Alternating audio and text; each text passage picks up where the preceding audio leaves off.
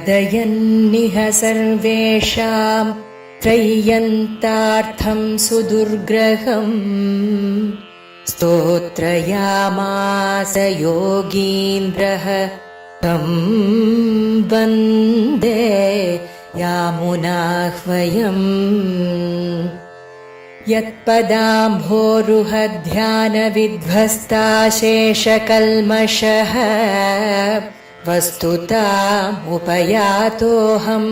यामुनेयं नमामि तम्। नमो नमो यामुनाय यामुनाय नमो नमः। नमो नमो यामुनाय यामुनाय नमो नमः।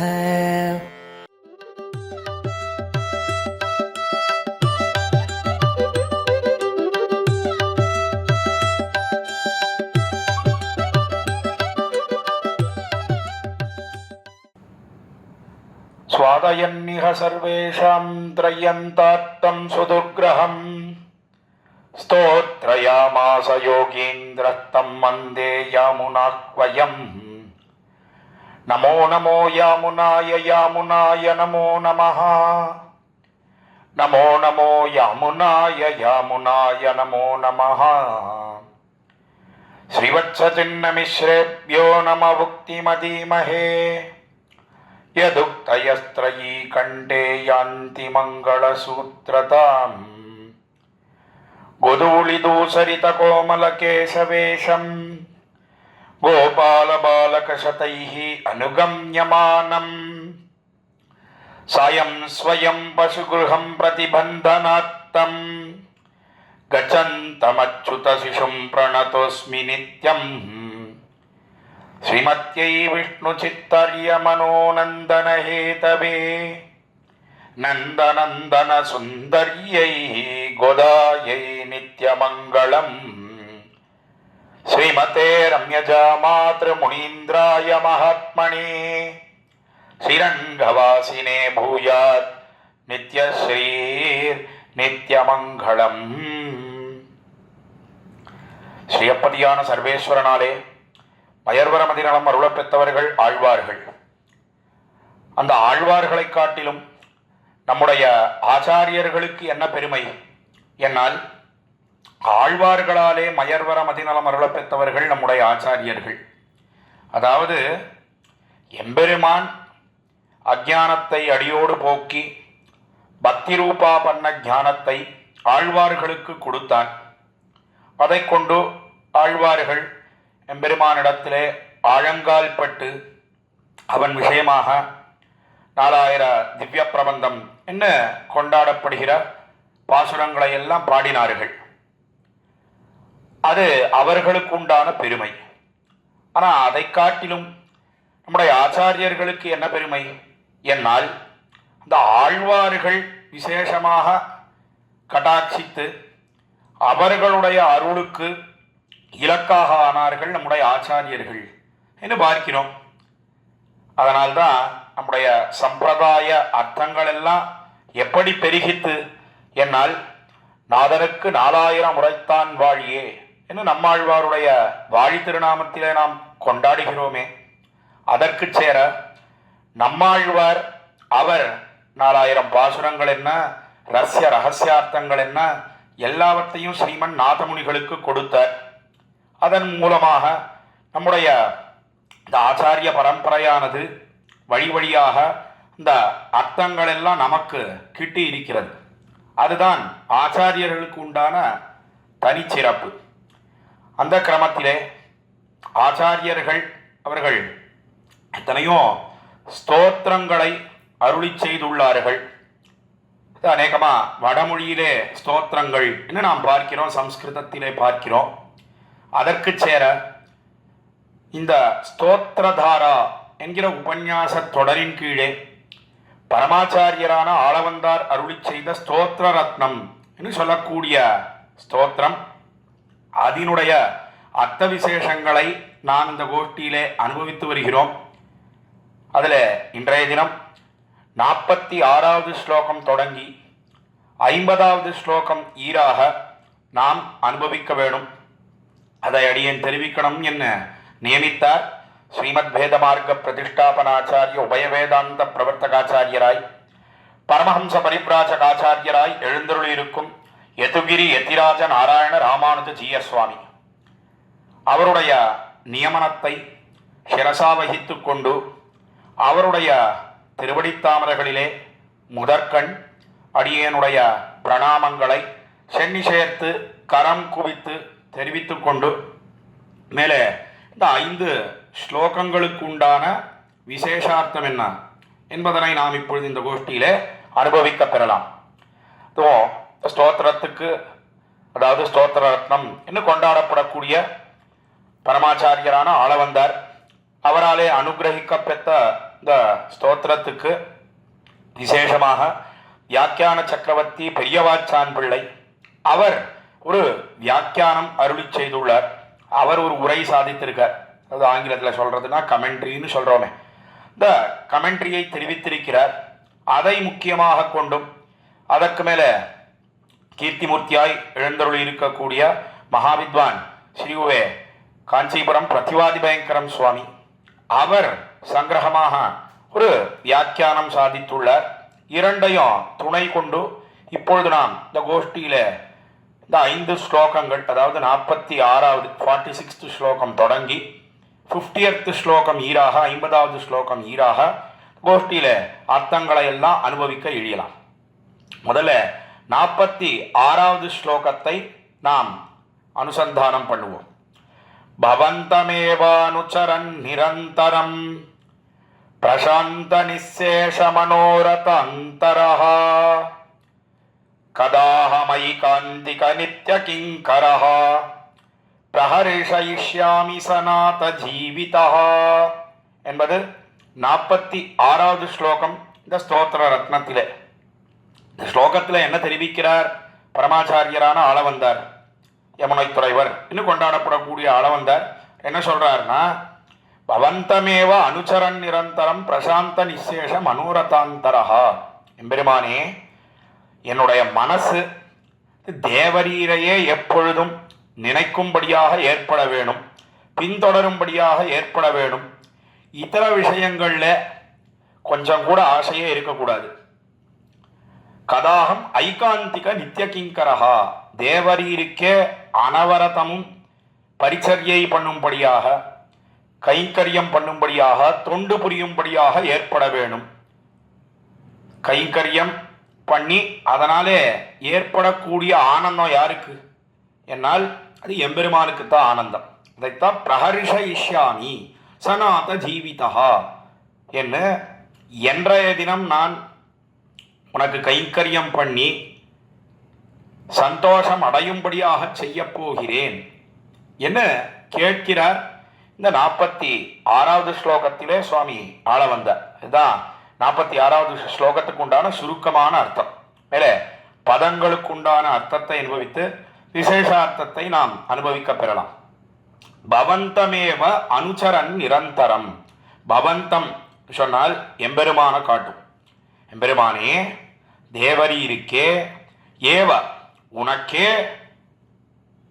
அனுச்சரன் நிரந்தரம். அனுச்சரன் என்று சொன்னால் பின்தொடர்வது, நிழலைப் போலே பின்தொடர்ந்து நிரந்தரமாக இடைவிடாமல்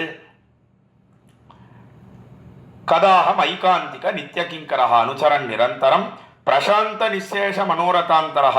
அதற்கு மேலே எப்படி இருக்கணும் அது என்னால் மற்ற விஷயங்கள், அதாவது எம்பெருமானை தவிர இருக்கக்கூடிய லௌகிக விஷயங்கள் எத்தனையோ இருக்கோ இல்லையோ, நாம் எல்லாம் அனவரத்தமும் அதையத்தானே அனுபவித்துக் கொண்டே இருக்கும். அந்த விஷயங்களிலே எல்லாம் ஈடுபடாமல் பிரசாந்த நிசேஷம். நிசேஷம்னு சொன்னால் சவாசனமாக, அதில் வாசனையே இருக்கக்கூடாது. இந்த வாசனையே இருக்கக்கூடாதுன்னு சொன்னால் அடியனுடைய திருப்பாட்டனார் தாத்தா அவர் அடிக்கடி ஒரு திருஷ்டாந்தம் தெரிவிப்பார். அதாவது எல்லாரும் இந்த புத்தாண்டெல்லாம் வருது, நியூ இயர்னு வருது. நியூ இயர்லாம் வந்ததுன்னா நியூ இயர் ரெசல்யூஷன், அதாவது இந்த புத்தாண்டுலேருந்து இதெல்லாம் விட்டுடுறேன் அப்படின்னு சிலதெல்லாம் சொல்லுவாள். முக்கியமாக காலங்காத்தால் 4 மணி 5 மணிக்கு ஒரு பானம் பண்ணுறோமே, என்ன பானம்னா எல்லாருக்கும் தெரிஞ்சது தான், காஃபி. அந்த காஃபியை விட்டுடுறேன், என்ன இந்த புத்தாண்டுலேருந்து சாப்பிடுவது கிடையாது அப்படின்னு சொல்லுவாள். சொல்லிட்டு ஒரு நாள் 2 நாள் அந்த பானம் இல்லாமல் இருப்பாள். 3ஆவது நாள் அப்படி தளி பண்ணுற கிச்சன், இந்த கிச்சனுக்கு வந்து இல்லை காஃபியெல்லாம் சாப்பிட்றதுக்கு வரல, கொஞ்சம் வாசனையை மாத்திரம் நுகர்ந்துட்டு போகிறேன், வாசனை பிடிச்சிட்டு போகிறேன் ஏன்னா ஒரு 2 நாள் சொல்லுவாள். என்ன ஏற்படும்னா அந்த வாசனை இவரை பிடிச்சிடும், அவ்வளவுதான். 2 நாள் 3 நாள் சாப்பிடாம இருப்பார். 4ஆவது நாள் அதை சாப்பிட தொடங்கிடுவார். இது எதுக்காக தெரிவிப்பார்னா, வாசனை இல்லாமல் விடணும். சவாசனமாக விடுவது என்று சொன்னால் மறுபடியும் இந்த வாசனை பிடிக்கிறதெல்லாம் கூடவே கூடாது, மறுபடியும் அதை பானம் பண்ணுவதெல்லாம் கூடாது. அதை போலே ஏற்பட வேணும். எதுக்காக சொல்ல வந்தேன்னா, பிரசாந்த நிசேஷ மனோரதாந்தரஹா.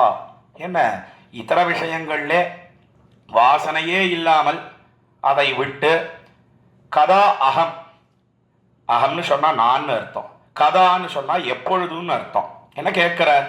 எப்பொழுது நான் ஐகாந்திக நித்திய கிங்கரஹா. ஐகாந்திகம் என்று சொன்னால் அந்த கைங்கரியத்திலே நிரத்தனாக, ஐகாந்திக நித்திய கிங்கரஹா. கிங்கரன், கிங்கரன் சொன்னா வேலைக்காரன். யாருக்கு வேலைக்காரன்? எம்பெருமானுக்கு வேலைக்காரன். வேலைக்காரன் சொன்னா என்ன பண்ணணும்? வேலை பண்ணணும். என்ன வேலை பண்றது? எம்பெருமானுக்கு கைங்கரியம் பண்ணுவது. ஐகாந்திக நித்திய கிங்கரஹா. ஏகரூபனாக என்றைய தினம் நான் உனக்கு கைங்கரியம் பண்ண போகிறேன் என்று கேட்கிறார். நித்திய கிங்கரஹா பிரஹரிஷயிஷ்யாமி சனாத ஜீவிதா என்று பிரஹரிஷயிஷ்யாமி என்ன ஆள வந்தார் தெரிவிக்கிறார். ஆனந்தம் ஏற்படும்படியாக பண்ண போகிறேன், ஆனந்தம் அடையப் போகிறேன்னு சொல்லல, எப்பொழுதும் ஆனந்தம் ஏற்படும்படியாக செய்ய போகிறேன் என்று தெரிவிக்கிறார். இதுல சூக்ஷ்மமான சம்பிரதாய ஆட்டம் அடங்கி கிடக்கிறதுன்னு ஸ்ரீவே மகாவித்வான் காஞ்சி பிரதிவாதி பயங்கரம் சுவாமி காட்டுகிறார். அதன் மேலே நாம் அனுபவிக்கலாம். பதங்களுக்கு உண்டான அர்த்தத்தை இப்பொழுது நாம் அனுபவித்து வருகிறோம். என்ன அர்த்தம் சொல்றார் ஆளவந்தார் என்னால், என்றைய தினம் உனக்கு நான் நித்திய கைங்கரியம் பண்ணி ஆனந்தம் ஏற்படும்படியாக பண்ண போகிறேன். சனாத ஜீவிதா. என்ன அன்னைக்கு தான் நான் சத்தை அடைந்தவனாக ஆக முடியும். என்னைக்கு வாழ்ச்சி? என்ன எம்பெருமானுடைய திருவடித்தாமரைகளின் கீழே வாழ்ச்சி. மத்து என்றும் மத்து எங்கும் தாட்சி என்பதனை முக்கியமாக கொண்டு இந்த 46வது ஸ்லோகத்தை வெளியிடுகிறார் ஆளவந்தார் இந்த ஸ்தோத்திர ரத்னத்திலே. மேலே விசேஷார்த்தங்கள் தெரிவிக்கிறார் வியாக்கியான சக்கரவர்த்தி பெரியவாச்சான் பிள்ளை. அதை இப்பொழுது நாம் அனுபவிக்கலாம். கீழே 45வது ஸ்லோகத்துக்கும் இந்த ஸ்லோகத்துக்கும் உண்டான சங்கதி என்ன, தொடர்பு என்ன? ஏன்னா ஒவ்வொரு ஸ்லோகத்துக்கும் தொடர்பு காட்டின் வர சங்கதி தெரிவித்துக் கொண்டு வருகிறார் இந்த வியாக்கியானத்திலே உரையிலே சுவாமி பெரியவாச்சான் பிள்ளை. அந்த கிரமத்திலே கீழே 45வது ஸ்லோகத்தில் என்ன தெரிவித்தார்னா, அச்சிந்திய திவ்யாத்புத நித்திய யௌவன ஸ்வபாவலாவண்ய மயாமிருதோததிம். இந்த எம்பெருமான் எப்படி இருக்கான்? நான் அவனுடைய ஸ்வரூபம், ஸ்வரூபம்னு சொன்னால் தன்மை, அதாவது எம்பெருமான் விபுவா இருக்கான், எல்லா வஸ்துக்களுக்குள்ளேயும் இருக்கான். அதற்கு மேலே அவனுடைய ரூபம் வடிவழகு என்ன, அவனுடைய குணங்கள் என்ன, அதெல்லாம் எண்ணில் அடங்காதவைன்னு தெரிவித்த. அதைத்தான் இங்க என்ன காட்டுறாருன்னா, பவந்தமேவ அனுச்சரன் நிரந்தரம் என்று தொடங்குறார் ஸ்லோகத்தை. கீழே எம்பெருமானுடைய எல்லையற்ற குணங்கள், அபாரமான வடிவழகு, அவனுடைய ஸ்வரூபம் எல்லாவற்றையும் சொன்னார் பரமாச்சாரியரான ஆளவந்தார். சொன்ன உடனே அப்ப என்ன பண்ணணும்? கைங்கரியத்தை பிரார்த்திக்கணும். அதைத்தான் இந்த ஸ்லோகத்திலே பிரார்த்திக்கிறார். பவந்தமேவா, பவந்தம் எம்பெருமானே நீ எப்படி இருக்கிறாய்? என்னால் எல்லையற்ற ஆனந்தத்தோட கூடியிருக்க. எப்படி ஆழ்வார் அருளி செய்தாரோ, ஆழ்வார் என்ன அருளி செய்தார்? என்னால் அந்த பாசுரத்தை எடுத்து உரையிலே காட்டுகிறார் வியாக்கியான சக்கரவர்த்தி பெரியவாச்சான் பிள்ளை. 7ஆம் பத்திலே 10ஆம் திருவாய்மொழி, இன்பம் பயக்கான்னு தொடங்கக்கூடிய திருவாய்மொழி. மலையாள திவ்ய தேசத்திலே திருவாரன்விளைன்னு சொல்லக்கூடிய திவ்ய தேசம். அந்த ஊருக்கு பல்லாண்டு பாடுகிறார், மங்களாசாசனம் பண்ணுகிறார் நம்மாழ்வார். அந்த பதிகத்திலே என்ன நடந்தது? என்ன கீழே 7ஆம் பத்தில 9ஆம் திருவாய்மொழி, அதாவது என்னைக்கும் என்னைன்னு தொடங்கக்கூடிய திருவாய்மொழி. அந்த பதிகத்திலே ஆழ்வார் அவர் எம்பெருமானே எப்பேற்பட்ட உபகாரத்தை நீ எனக்கு பண்ணியிருக்காய், என்னை தேர்ந்தெடுத்தாயே, என்னை கொண்டு இந்த திருவாய்மொழி பாடும்படியாக பண்ணினாயே, உனக்கு நான் என்ன கைமுதல் பண்ண போறேன், என்ன கைமாறு பண்ண போறேன், என்னிடத்துல ஒண்ணுமே இல்லையே. உனக்கு பிரத்யுபகாரம் பண்ணுவதற்கு, அதாவது பதில் உதவி செய்வதற்கு, கிராட்டிடியூட்னு சொல்றோமே ஆங்கிலத்தில், அந்த கிராட்டிடியூட் இருக்கணும். அதற்கு மேலே இப்படி பண்ணினாயே, எனக்கு பெரிய உதவி பண்ணினாயே, உபகாரம் பண்ணினாயே, பெரிய ஹெல்ப் பண்ணாயே, அதுக்கு நான் என்ன பதிலுக்கு ஒரு ஹெல்ப் பண்ண போறேன் உனக்கு என்ன. ஆழ்வார் 7ஆம் பத்திலே 9ஆம் திருவாய்மொழியிலே பாரித்தான். உடனே பார்த்தான், திருவாரன்விளை எம்பெருமான் பார்த்தான்.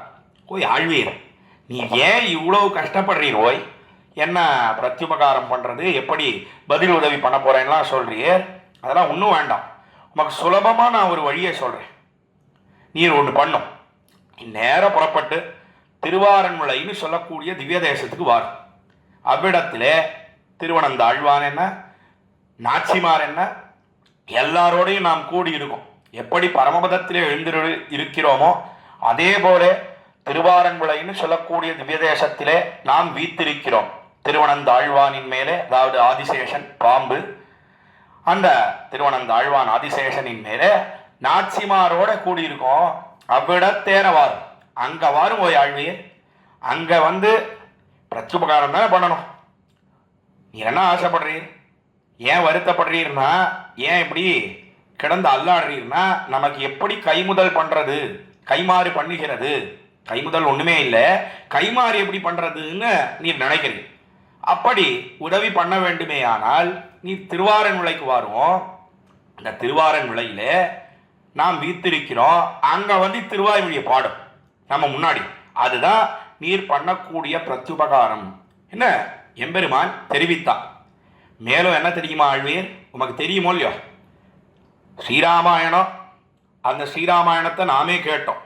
செம்பவள திரள்வாய் தன் சரித கேட்டான் என்ன, உலகுய்ய திருவயிறுவாய் தமக்கள் செம்பவள திரள்வாய் தன் சரித கேட்டான் என்ன. எம்பெருமான் சக்கரவர்த்தி திருமகனாக ராமனாக அவதரித்த காலத்திலே தன்னுடைய புதல்வர்களாக இருக்கக்கூடிய லவகுஷர்கள் 2 பேரும் கானம் பண்ண எம்பெருமான் அக்காலத்திலே ஸ்ரீராமாயணத்தை நன்னா கேட்டான், தலைய துலுக்கி துலுக்கி கேட்டான். என்ன ஆச்சரியமா இருக்கு. வால்மீகி பகவான் அவர் ஆதிகாவியம்னு சொல்லக்கூடிய ஸ்ரீராமாயணத்தை ஏற்றி உள்ளாரே, அதை அந்த 2 குழந்தைகளும் நன்னா கத்துண்டு நன்னா பாடினா அக்காலத்திலே. ஆனா ஒரே ஒரு குறை அங்க இருந்தது. என்ன குறை இருந்தது சக்கரவர்த்தி திருமகனுக்கு ராமபிரானுக்கு? ஏன்னா பக்கத்துல சீதை இல்லை. எதா இருந்தாலும் அது ஸ்ரீராமாயணம், ஸ்ரீராமாயணம்னா அது யாருடைய பெருமை அதிலே தெரிவிக்கப்பட்டிருக்கிறது என்னால், காவியம் ராமாயணம் கிருஷ்ணம் சீதாயாச்சரிதம் மகத்து என்ன, சீதையனுடைய பெருமை தான். சீதையனுடைய பெருமையை எங்கேயாவது தனியா கேட்கலாமோ? தனி கேள்வி ஒரு நாளும் கூடவே கூடாது. பிராட்டி பக்கத்துல இருந்து கேட்டு இருக்கணும், ஆனா பக்கத்துல பிராட்டி இல்லை. அதனால சக்கரவர்த்தி திருமகன் ராமபிரானே என்ன பண்ணினான் என்னால், இதுவும் அந்த கானம் எவ்வளோ அழகா பாடுறார் 2 புதல்வர்களும் புத்திர ரத்னங்களாக இருக்கக்கூடிய லவகுஷர்கள். அதை கேட்கறதுன்னா பக்கத்துல இருக்கக்கூடிய அவன் தொடையெல்லாம் தட்டி தட்டி கேட்க வேணாமோ, தலையை அசைச்சு அசைச்சு கேட்க வேணாமோ. அதுக்காக என்ன பண்ணான்னா சக்கரவர்த்தி திருமகன் ராமபிரான் அவன் மேடையிலே எழுந்தருளி இருந்தான். யாருக்கும் தெரியாமல் எழுந்திருந்து கீழே அத்தனை பேரும் உட்கார்ந்து கேட்டு இருக்காளே, அவர்கள் மத்தியத்திலே வந்து எம்பெருமான் கேட்டான் என்னெல்லாம் நம்முடைய பூர்வர்கள் தெரிவிக்கிறார்கள். இது தெரியுமோ ஆழ்வீர் உமக்கு என்ன, எம்பெருமான் திருவாரன்விளை எம்பெருமான் கேட்டான். ஆஹா நன்னா தெரியும், அதுக்கு என்ன, அதுதான் எல்லாத்தையும் எனக்கு காட்டியிருக்காயே எம்பெருமானே, நன்னா தெரியும் என்ன ஆழ்வார் தெரிவிக்க. அதே போல இப்ப நீ திருவாய்மொழி பாடணும், நாம கேட்கணும்னு ஆசைப்படுறோம். அங்க சீதை இல்லை, ஆனா அந்த குறையும் இங்க கிடையாது. பக்கத்திலே நாச்சிமார் எழுந்தருளி இருக்கிறாள். இன்பம் பயக்க எழில் மலர் மாதரும் தானும் இவ்வேழுலக இன்பம் பயக்க இனிதுடன் வீத்திருந்து ஆழ்கின்ற எங்கள் பிரான் என்ன. 7ஆம் பத்திலே 10ஆம் திருவாய்மொழியிலே முதல் பாசுரத்திலே சுவாமி நம்மாழ்வார் சோதிவாய் மலர்ந்தருளுகிறார் என்று பார்க்கிறோம். இன்பம் பயக்கா மிகவும் ஆனந்தத்தோடு எழுந்தருளி இருக்கான். எப்படி சீதையோட அனுபவம் எல்லாம் பண்ணினானே எம்பெருமான், அனுபவம் பண்ணின காலத்தில ராமஸ்து சீதையா சார்த்தம் விஜஹார பகூன்று தூண் என்று வால்மீகி பகவான் தெரிவிக்கிறாளே, அந்த கிரமத்தில நன்றாக அனுபவத்தை எல்லாம் பண்ணினா சீதா பிராட்டியோட கூடி சக்கரவர்த்தி திருமகன் ராமபிரான். அதே போல இப்பொழுதோ திருவாரங்குளைன்னு சொல்லக்கூடிய திவ்ய தேசத்திலே மிகவும் ஆனந்தத்தோடு எழுந்தருளி இருக்கிறான். இன்பம் பயக்க எழில் மலர் மாதரும் தானும். பக்கத்துல தாமரை பூவிலே அவதரித்த பிராட்டியும் எழுந்தருளி இருக்கிறாள். அவளோட ஆனந்தமாக அனுபவம். அதற்கு மேலே பிரஜைகள் எல்லாம் கூடியிருக்கிறார்கள், அவர்களுக்கும் ஆனந்தம். தாயார் தகப்பனா 2 பேரும் சந்தோஷமா இருக்கான்னு சொன்னா குழந்தைக்கு எவ்வளோ ஆனந்தம், எவ்வளோ ஆனந்தமா இந்த சின்ன குழந்தையானது பிரஜையானது பால் குடிக்கும். அதே போல எம்பெருமான் திருவாரங்குளையிலே எழுந்தருளி இருக்கிறான். இவ்வேழுலகை இன்பம் பயக்க இனிதுடன் வீத்திருந்து. இந்த 7 உலகை இன்பம் பயக்கா இன்பம் பயக்கும்படியாக இனிதுடன் வீத்திருந்து எழுந்தருளி இருக்கிறான் எம்பெருமான். ஆழ்கின்ற எங்கள் பிரான் எனக்கு எப்பேற்பட்ட உபகாரத்தை பண்ணி இருக்கிறான் ஆழ்வார் கொண்டாடுகிறார். ஆஹா, என்ன ஆச்சரியம்! எம்பெருமான் நம்ம மூலமா திருவாய்மொழி பாடினது மாத்திரமல்லாமல் அந்த திருவாய்மொழியும் கேட்கணும்னு நினைக்கிறானே, நாம பாடி அதை செவிமடுக்க வேணும் என்று எம்பெருமான் நினைக்கிறானே, இது என்ன ஆச்சரியம்! எப்பேற்பட்ட பெரிய பாக்கியம் நமக்கு கிட்டி இருக்கிறது என்று ஆழ்வார் கொண்டாடுகிறார். அதைத்தான் திருவுள்ளத்திலே கொண்டு ஆள வந்தாரிங்க என்ன தெரிவிக்கிறார் என்னால் பவந்தம் என்ன எம்பெருமான் தேவரீருக்கு, தேவரீர் எப்படி இருக்கிறீர் என்னால் பவந்தமேவா என்ன தேவரீர் எல்லையற்ற ஆனந்தத்தோடே கூடியிருக்கிறீர் என்ன ஆளவந்தார் இந்த ஸ்லோகத்திலே தெரிவிக்கிறார். பவந்தமேவா ஏவா சொன்னால் தேவரீருக்கே உமக்கே நாம் ஆட்செய்வோம் என்று ஆண்டாள் தெரிவித்தாலே, அந்த கிரமத்தில் எல்லா விதமான கைங்கரியங்களும் உமக்கே பண்ணும்படியாக ஏற்பட வேணும். அதுவும் எப்படி பண்ணணும்னா நிரந்தரம் இடைவிடாமல் தேவரீருக்கு கைங்கரியம் பண்ண வேணும் என்று தெரிவித்தார். இதுக்கும் வியாக்கியானத்தில் எப்படி பவந்தம் என்பதற்கு இன்பம் பயக்கா என்கிற பாசுரத்தை எடுத்து உதாகரித்தாரோ வியாக்கியாதா உரையாசிரியர், அதே போல ஏவா என்பதற்கும் ஆழ்வார் பாசுரத்தை தான் எடுத்து காட்டுறார் வியாக்கியான சக்கரவர்த்தி பெரியவாச்சான் பிள்ளை. அது எந்த பாசுரம்? 2ஆம் பத்தில 9ஆம் திருவாய்மொழி, எம்மா வீடுன்னு தொடங்கக்கூடிய திருவாய்மொழி. அந்த திருவாய்மொழியில 4ஆம் பாசுரத்திலே தனக்கேயாக எனக் கொள்ளு மீதே எனக்கே ஆட்செய்ய காலத்துமின்னு என் மனக்கே வந்து இடவீடின் நீ மண்ணி தனக்கேயாக எனக் கொள்ளு மீதே எனக்கே கண்ணனையான்கொள் சிறப்பே என ஆழ்வார் தெரிவிக்கிறார். மிகவும் உயர்ந்த பாசுரம். எம்மா வீட்டில் எம்மா வீடு என்று கொண்டாடப்படக்கூடிய பாசுரம், மிகவும் ரகசியமாக இருக்கக்கூடிய பாசுரம்.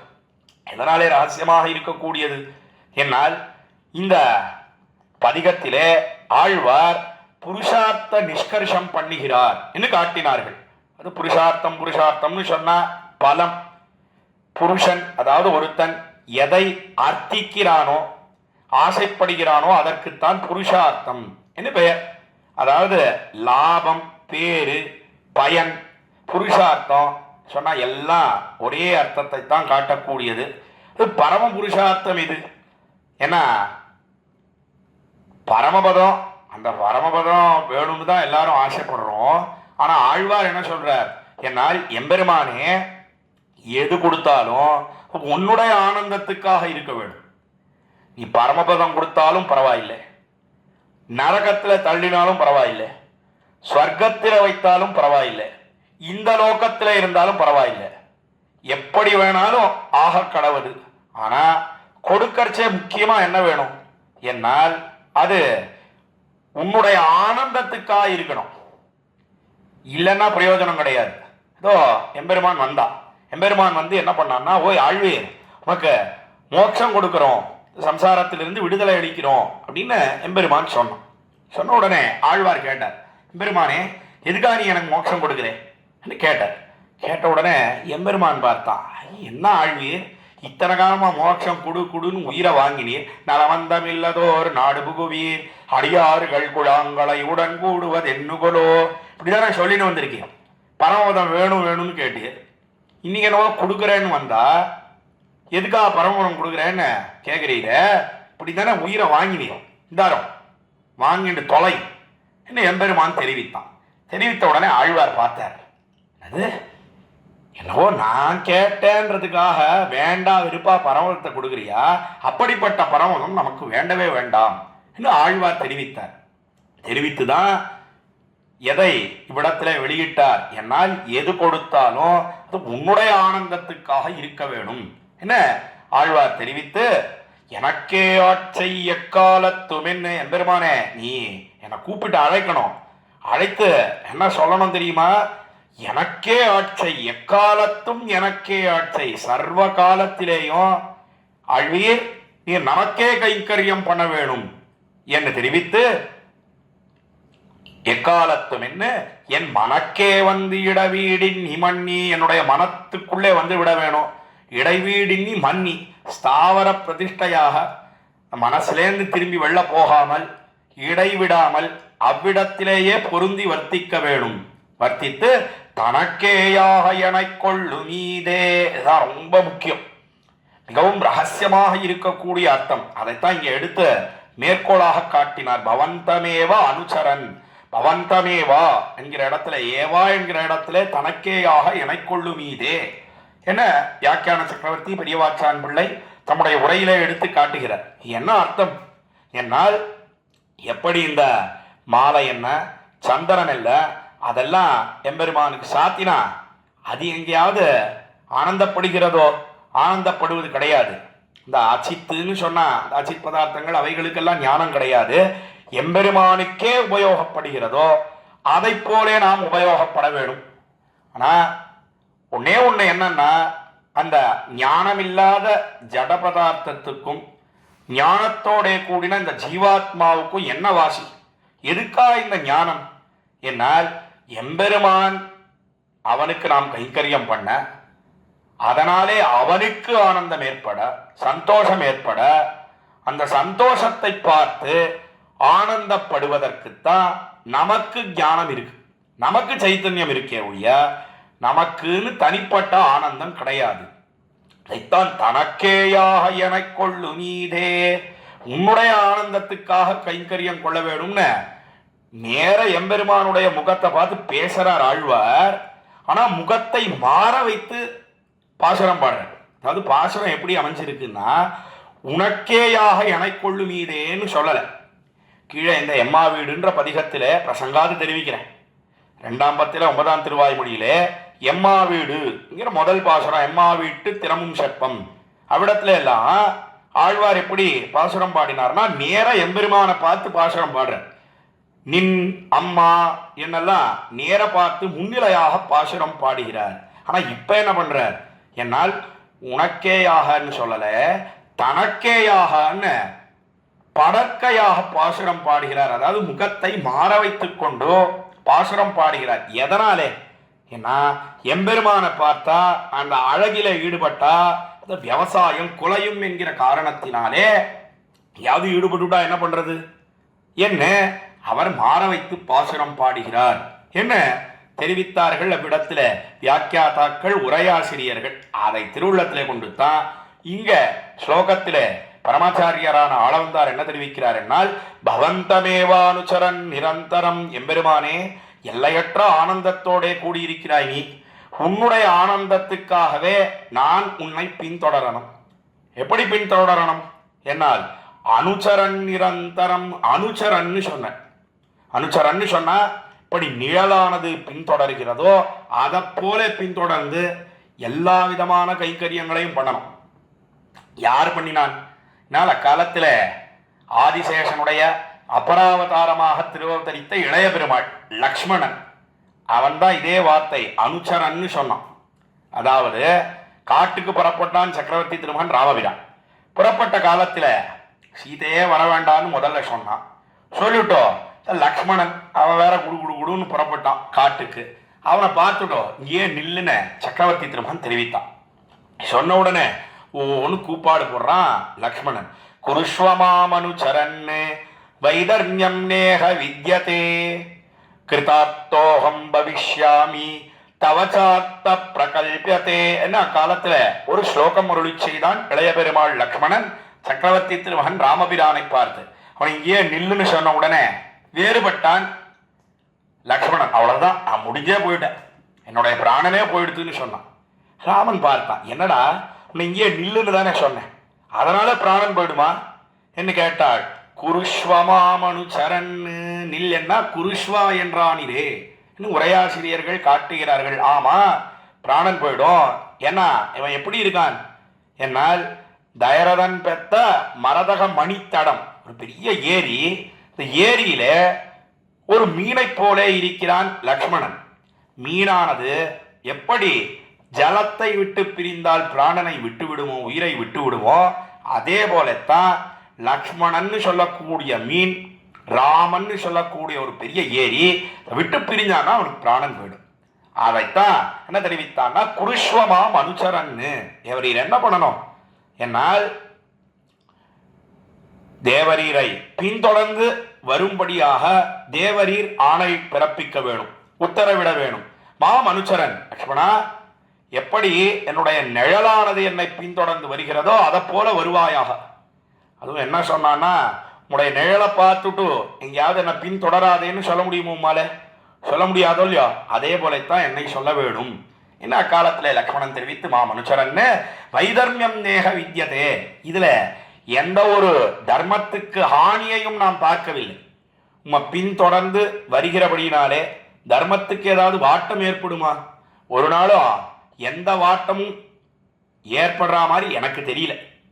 வைதர்மியம் நேக வித்யதே, அது மாத்திரமன்னு கிருதார்த்தோகம் பவிஷ்யாமி, நான் பண்ண வேண்டிய காரியத்தை பண்ணவனாக ஆகுவேன். அது என்ன பண்ண வேண்டிய காரியம் என்ன? அகம் சர்வம் கரிஷ்யாமின்னு சொல்லக்கூடிய எல்லா கைங்கரியங்களும் தான். 14 ஆண்டு தனி ஒருத்தனாக இருந்து சர்வவிதமான கைங்கரியங்களையும் சக்கரவர்த்தி திருமகன் ராமபிரானுக்கு பண்ணினானே லக்ஷ்மணன், அதுதான் அவனுக்கு வேணும். அதனால அதை பண்ணவனாக ஆவேன். கிருதார்த்தோகம் பவிஷ்யாமி தவச்சாத்த பிரகல்பதே. தேவரீருக்கும் இஷ்டம் சித்திக்கும். அது என்ன இஷ்டம்னா கைங்கரியம் பண்ணுவது. இந்த கைங்கரியத்தை அடியனிடத்திலே தேவரீரும் பெறும் என்ன அக்காலத்தில் தெரிவித்தான் இளைய பெருமாள். அதைத்தான் இங்க ஆளவந்தார் என்ன காட்டுறாருன்னா, பவந்தமேவா அனுச்சரன் நிரந்தரம். எப்படி லக்ஷ்மணன் ராமபிரானிடத்திலே பிரார்த்தித்தானோ, பிரார்த்தித்து அடிமையை பெற்றானோ, சென்னால் குடையாம் இருந்தால் சிங்காசனமாம் நின்னால் மரவடியாம். என்ன எம்பெருமானுக்கு புறப்பாடுன்னு சொன்னா முதல்ல வந்து நிற்கிறார் திருவனந்தாழ்வான். இன்னைக்கும் திருவரங்கம் பெரிய கோயிலில் சேவிச்சோன்னா விசேஷமா கொடை, அந்த கொடை தான் முதல்ல வரணும். நம்பெருமானுடைய புறப்பாடுன்னு சொன்னா கொடைய அந்த சுவாமிகள், அதாவது கைங்கரியம் பண்ணக்கூடிய சுவாமிகள் கொண்டு வந்து நிற்கணும். அந்த கொடைக்குள்ளேயே ஒரு ஆதிசேஷன் இருக்கு. சென்னால் குடையாம் எம்பெருமான் புறப்பாடு கண்டருடுறான்னா சென்னால் குடையாக இருந்து ஆதிசேஷன் கைங்கரியம் பண்ணுகிறான். இருந்தால் சிங்காசனமாம், வீத்திருக்கும் காலத்திலே சிம்மாசனமாக இருந்து கைங்கரியம் பண்ணுகிறான். நின்னால் மரவடியாம், நின்றுருக்கான்னா பாதுகையா இருக்கான், மரவடியாக இருக்கிறான் அந்த ஆதிசேஷன்.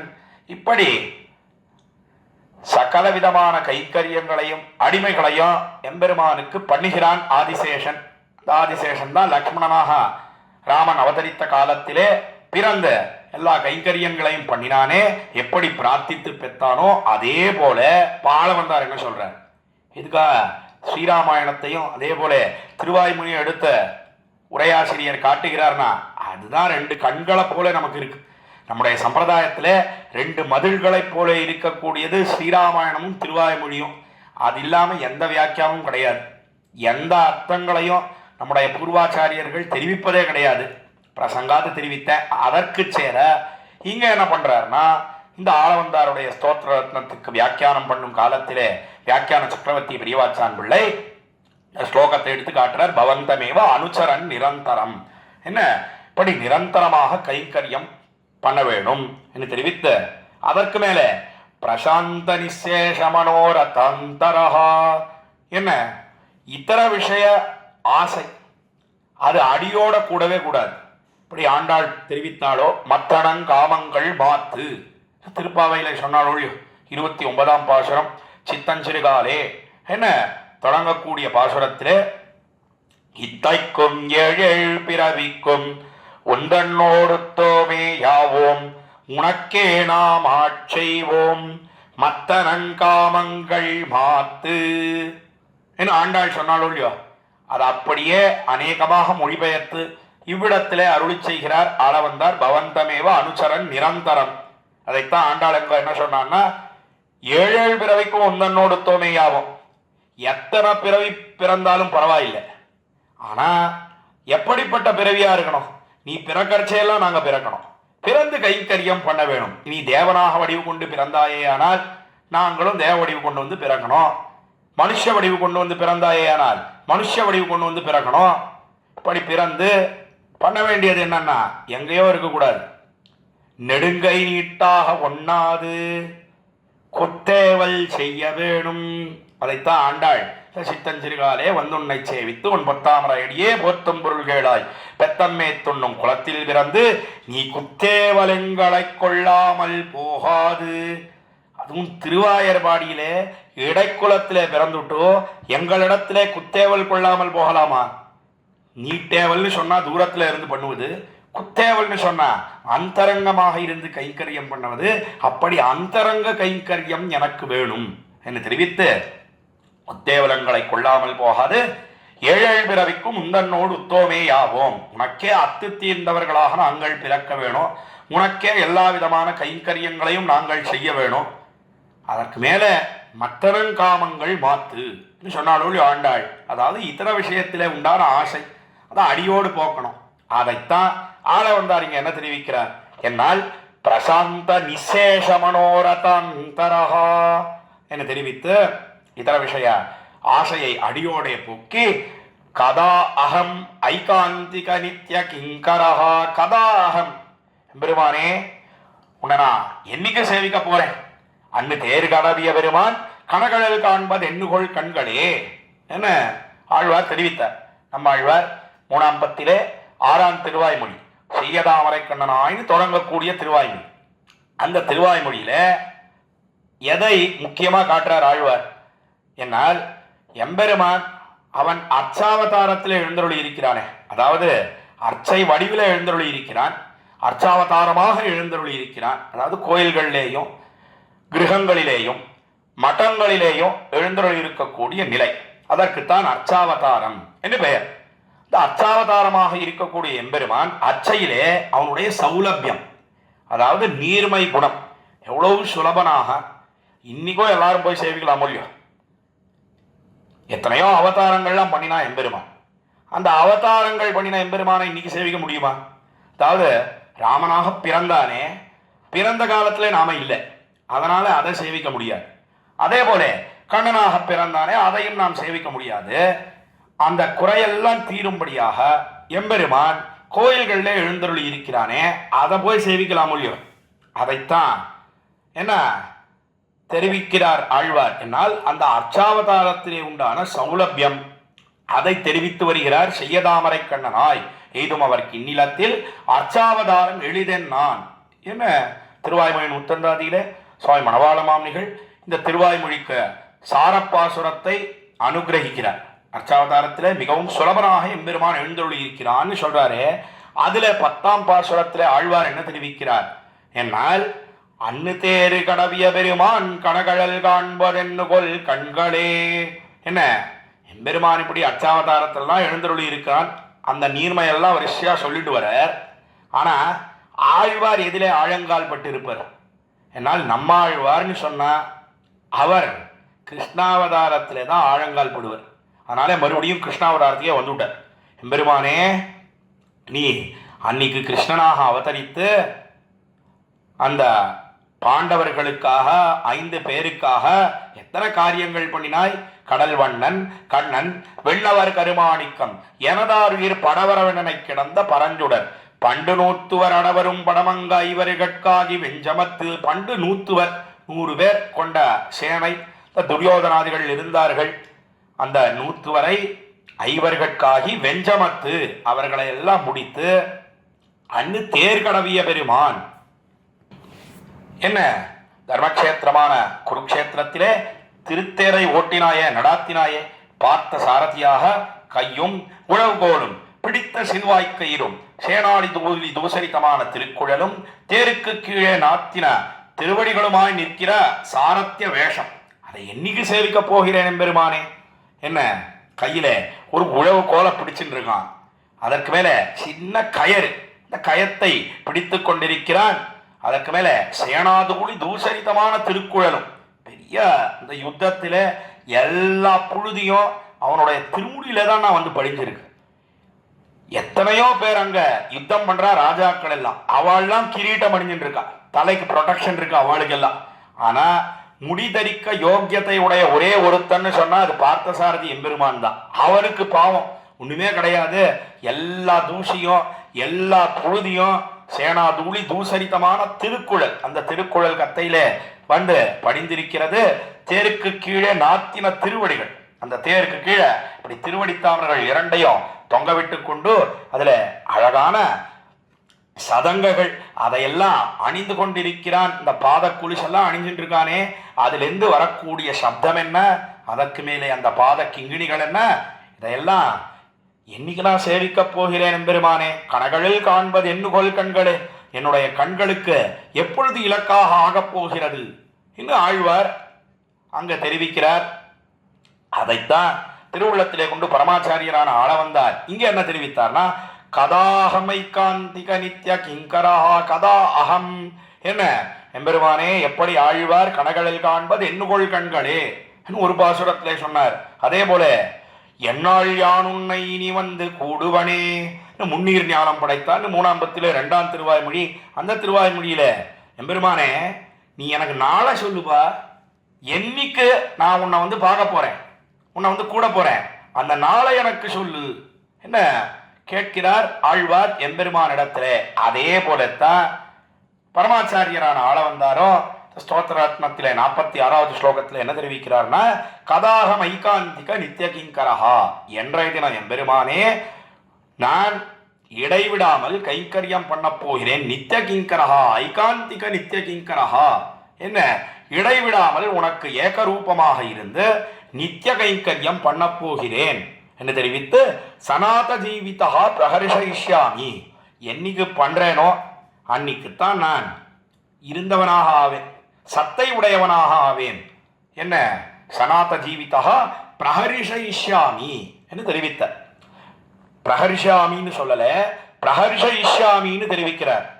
அதான் கீழே சொன்னேன், நம்முடைய சம்பிரதாய சாரார்த்தமானது இவ்விடத்திலே அடங்கி கிடக்கிறது. என்ன காட்டினார் ஸ்ரீ மகாவித்வான் காஞ்சி பிரதிவாதி பயங்கர சுவாமி. என்ன அர்த்தம் தெரிவிக்கிறார்? முக்கியமா இங்க ஒரு விசாரம், எம்பெருமானுக்கு கைங்கரியம் பண்றோமே, அவனுக்கு எத்தனையோ திருவாலவட்ட கைங்கரியம் என்ன, அதே போல கோலமிடுவது மெழுகுவது, இந்த கைங்கரியங்கள்லாம் பண்றோம். இதனாலே ஏற்படக்கூடிய லாபம் எம்பெருமானுக்கா அல்லது நமக்கு லாபமா? அதாவது ஈஸ்வர லாபம் சேத்தனனுக்கா, சேத்தன லாபம் ஈஸ்வரனுக்கா என்ன ஒரு விசாரம். ஈஸ்வரன் சொன்னா யாரையோ நினைச்சுக்க வேண்டாம், எம்பெருமான் தான் ஈஸ்வரன். அதாவது எல்லாரையும் நியமிக்க கூடியவன், எல்லாரையும் அவனுடைய ஆட்சி செலுத்தும்படியாக பண்ணக்கூடியவன் எம்பெருமான். ஈசனசீலனாக இருக்கிறான். அவனுக்கு லாபமா நமக்கு லாபமா கேட்டா சாதாரணமா எல்லாரும் என்ன சொல்லுவா, நமக்கு தானே லாபம். எம்பெருமான் அவனுக்கு ஏதாவது அடையணுமா? அவன் அவாப்த சமஸ்த காமனாக இருக்கிறான். அவனால அடையப்படாதது என்பது ஏதாவது உண்டோ? ஒன்றும் கிடையவே கிடையாது. அப்படி இருக்கிறச்சே நமக்குத்தானே லாபம் சாதாரணமாக எல்லாரும் தெரிவிப்பார்கள். ஆனா உண்மையிலேயே அது அன்னு. என்ன அர்த்தம் என்னால் எம்பெருமான் தான் எதை ஆசைப்படுறான் என்னால் சமஹாத்மா சுதுர்லபகா, நீயே வேணும்னு ஒருத்தன் கேட்க மாட்டானே, கேட்கவே மாட்டேன்றானே. நீ எம்பெருமான் அவன் பாதித்து கொண்டு இருக்கிறபடினாலே உண்மையிலேயே லாபம் யாருக்கு? எம்பெருமானுக்குத்தான் லாபம். அதைத்தான் பிரஹர்ஷயிஷ்யாமி என்று இவ்விடத்துல தெரிவித்தார். அதாவது எம்பெருமானே உனக்கு கைக்கரியம் பண்ணி ஆனந்தம் அடையும்படியாக நான் எப்பொழுது பண்ண போகிறேன் என்ன தெரிவிக்கிறார். அதைத்தான் சுவாமி எம்பெருமானாரும் வெளியிடுகிறார். என்ன பார்க்கிறோம்? தம்முடைய ஸ்ரீபாஷ்யத்திலே முடிவிலே என்ன தெரிவிக்கிறார்னா, நச்ச பரமபுருஷா சத்திய சங்கல்பா அத்தியர்த்த பிரியம் ஞானினம் லப்துவா கதாஜித் ஆவர்த்தயிஷ்யதி. என்ன அவ்விடத்துல முடிக்கிறார். ஞானினம் லப்துவான்னு சொல்றார் அங்க. அதாவது ஞானினம் லப்துவான்னு சொன்னா என்ன அர்த்தம்னா, இங்க பரமாச்சாரியரான ஆளவந்தார் தெரிவிக்கிறாரே, பிரஹரிஷயிஷ்யாமி என்ன, உனக்கு சந்தோஷம் அடையும்படியாக நான் எப்பொழுது பண்ண போகிறேன் என்று பிரார்த்தித்து இந்த 46வது ஸ்லோகத்தை தலை கட்டுகிறார் சுவாமி ஆளவந்தார். ஆக இந்த 46வது ஸ்லோகத்திலே பவந்தமேவ அனுச்சரன் நிரந்தரம்னு தொடங்கக்கூடிய ஸ்லோகத்திலே, எம்பெருமானே என்றைய தினம் இதர விஷயங்கள்லாம் ஈடுபடாமல் உனக்கே கைங்கரியம் பண்ணும்படியாக, உனக்கு ஆனந்தி ஏற்படும்படியாக எப்பொழுது நான் பண்ணப்போகிறேன் அதை நீ தெரிவிக்க வேணும் என்று பிரார்த்தித்து 46வது ஸ்லோகத்தை தலை கட்டுகிறார். தொடர்ந்து இப்பொழுது 47வது ஸ்லோகத்தை நாம் அனுபவிக்க இழியலாம். திகசுச்சிம் அவிநீதம் நிர்தயம் மாமலஜ்ஜம் பரமபுருஷயோகம் யோகி வர்யாக்ர கண்யைஹி விதி சிவசனகாத்யைர்யாதுமத்யந்த தூரம் தவ பரிஜனபாவம் காமயே காமவிருத்தஹ என்பது 47வது ஸ்லோகம் இந்த ஸ்தோத்திர ரத்னத்திலே. இந்த ஸ்லோகத்திலே தம்முடைய நைச்சியத்தை எல்லாம் அனுசந்தானம் பண்ணுகிறார் சுவாமி ஆளவந்தார். அதாவது எம்பெருமானே பரமபுருஷா, பரமபுருஷா என்று சொன்னால் எம்பெருமானே புருஷர்களுக்குள்ளே உத்தமனே புருஷோத்தமனே என்ன அழைத்து, நான் எப்படி இருக்கேன்? யஹா அகம் காமவிருத்தஹா, என்ன இதர விஷயங்களிலேயே ஆசை உடையவனாக நான் இருக்கேன். ஆனாலும் கூட மனம் போன போக்கில மனசு எங்க இழுத்துட்டு போறதோ அங்கெல்லாம் போய் சஞ்சரித்து கொண்டிருக்கிறேன். அப்படி இருந்தாலும் இப்ப என்ன பண்றேன் என்னால் தெரிவித்தார். இந்த பதங்களுக்கு உண்டான அர்த்தம் என்ன என்னால் அசுச்சிம் அவிநீதம் நிர்தயம் மாமலஜ்ஜம். என்ன அசுச்சின்னு சொன்னா பரிசுத்த தன்மையே இல்லை. அதற்கு மேலே அவிநீதம்னு சொன்னா கொஞ்சம் கூட வினயமே என்னிடத்துல இல்லை. நிர்தயம் தயையற்றவனாக நான் இருக்கிறேன். கொஞ்சம் கூட என்னிடத்துல தயையெல்லாம் கிடையவே கிடையாது. மாம் அலஜ்ஜம், அதற்கு மேல கொஞ்சமாவது லஜ்ஜை இருக்கா, வெக்கம் இருக்கா சொன்னால் வெக்கமற்றவனாக இருக்கிறேன். பரமபுருஷ யோகம் யோகி வரிய அக்ரகண்யைஹி, யோகி வரியர்கள் சொன்னால் யோகி சிரேஷ்டர்கள், அவர்களுக்குள்ளே அக்ரகண்யர்கள் சொன்னா தலைவர்களாக இருக்கக்கூடியவர்கள். யார் அவர்கள் என்ன? விதி சிவ சனகாத்யைஹி, விதின்னு சொல்லக்கூடிய பிரம்மாவென்ன, சிவன் என்று சொல்லக்கூடிய ருத்ரன் என்ன, சனகாத்யைஹின்னு சொன்னா சனகர் முதலியவர்கள், சனத்குமார சனந்தனர்கள் சொல்லக்கூடியவர்கள், இவர்கள் எல்லாம் பிரம்மபாவ நிஷ்டர்களாக இருக்கிறார்கள். அவர்கள் சனகாத்யைஹி தியாதுமத்யந்த தூரம், அவர்களுக்கே ரொம்ப தூரத்தில் இருக்கக்கூடியது எம்பெருமானுக்கு கைக்கரியம் சொல்லக்கூடியது, அதாவது நினைப்பதற்கும் அரிதாக இருக்கக்கூடியது.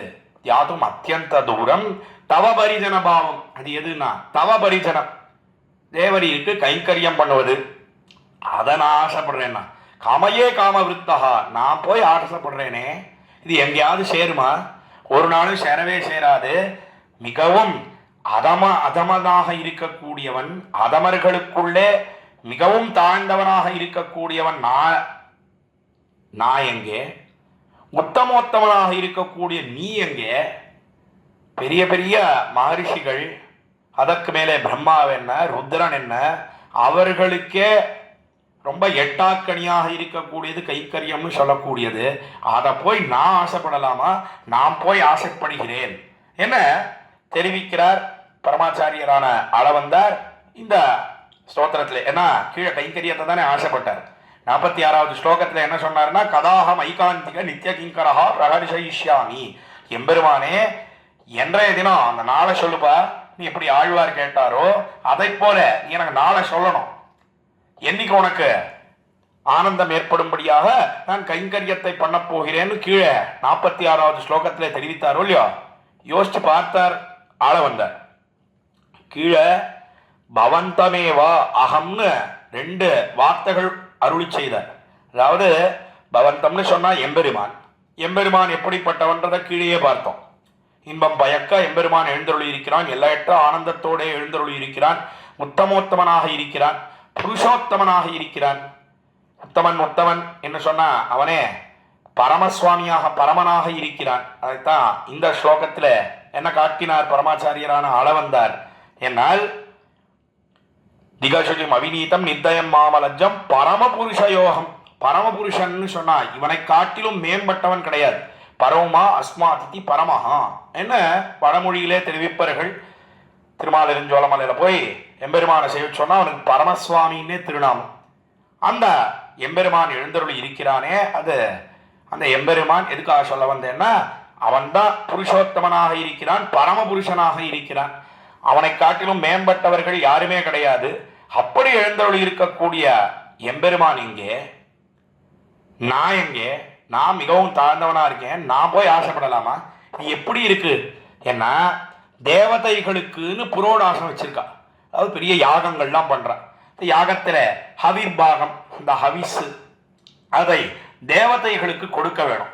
அந்த ஹவிர்பாகத்தை போய் ஒரு நாய் ஆசைப்பட்டதுன்னு சொன்னா அது எப்படியோ அதை போலன்னா நான் ஆசைப்படுறது இருக்கு. எனக்கு ஏதாவது தகுதி இருக்கா? நான் அர்ஹனாக இருக்கிறேனா? என்ன அதைத்தான் மேலே இந்த ஸ்லோகத்துல முதல்ல தெரிவித்தார். நான் எப்படி இருக்கேன் என்னால் அசுச்சிம் அவிநீதம் நிர்தயம் மாமலஜம் என்று 4 விசேஷணங்கள் இட்டார் தம்மை தெரிவிக்கும் காலத்திலே. உண்மையிலே இதெல்லாம் ஆளவந்தாருக்கு பொருந்துமானா ஒரு நாள் ஆளவந்தாருக்கு பொருந்தவே பொருந்தாது, நமக்கு தான் பொருந்தும். அப்ப நமக்கு தான் பொருந்தும்னு சொன்னா ஆளவந்தார் ஏன் இப்படி சொல்றார்? ஏன்னா நமக்கு எம்பெருமானுடைய சந்நிதியிலே போய் இப்படி ஸ்தோத்திரம் பண்ணுவதற்கெல்லாம் தெரியாது.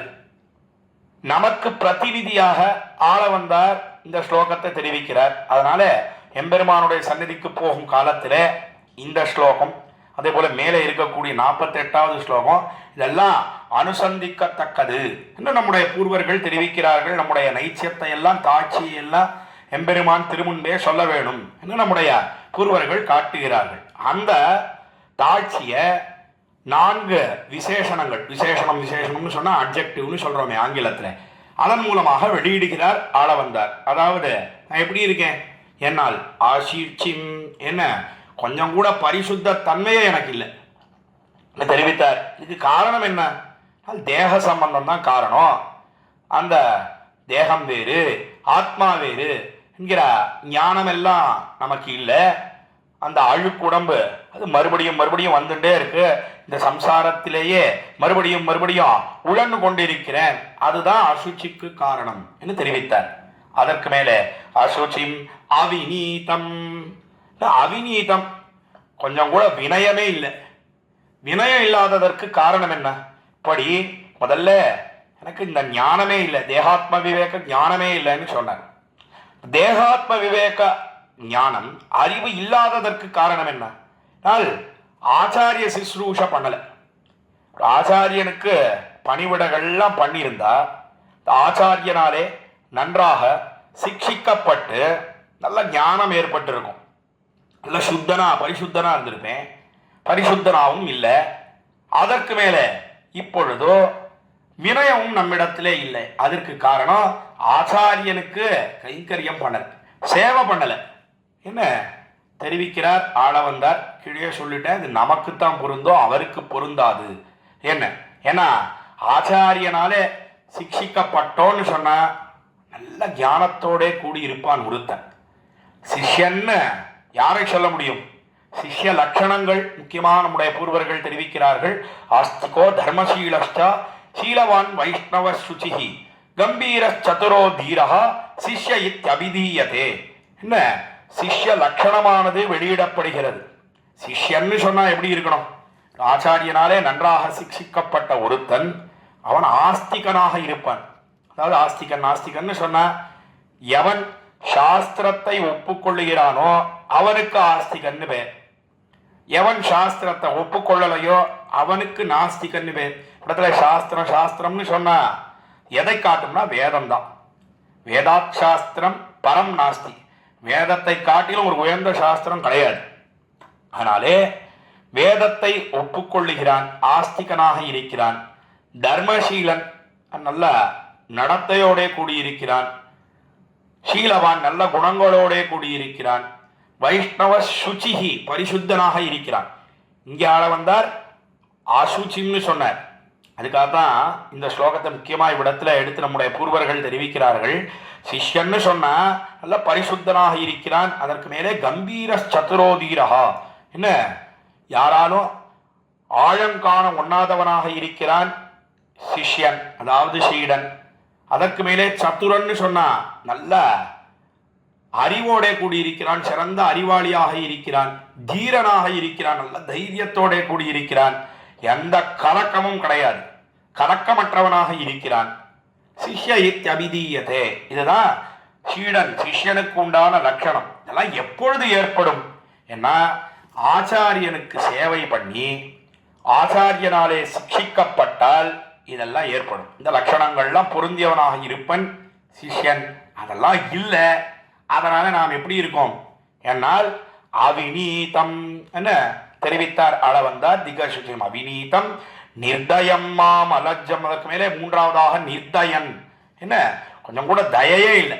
அதாவது நிர்தயம்னு என்ன சொல்றாருன்னா, எம்பெருமான் அவனை போய் ஸ்தோத்திரம் பண்ணணும்னு நான் ஆசைப்பட்டேனே, எங்கேயாவது அடுக்குமா? ஒரு நாளும் அடுக்கவே அடுக்காது. எம்பெருமான் எப்படி இருக்கான்?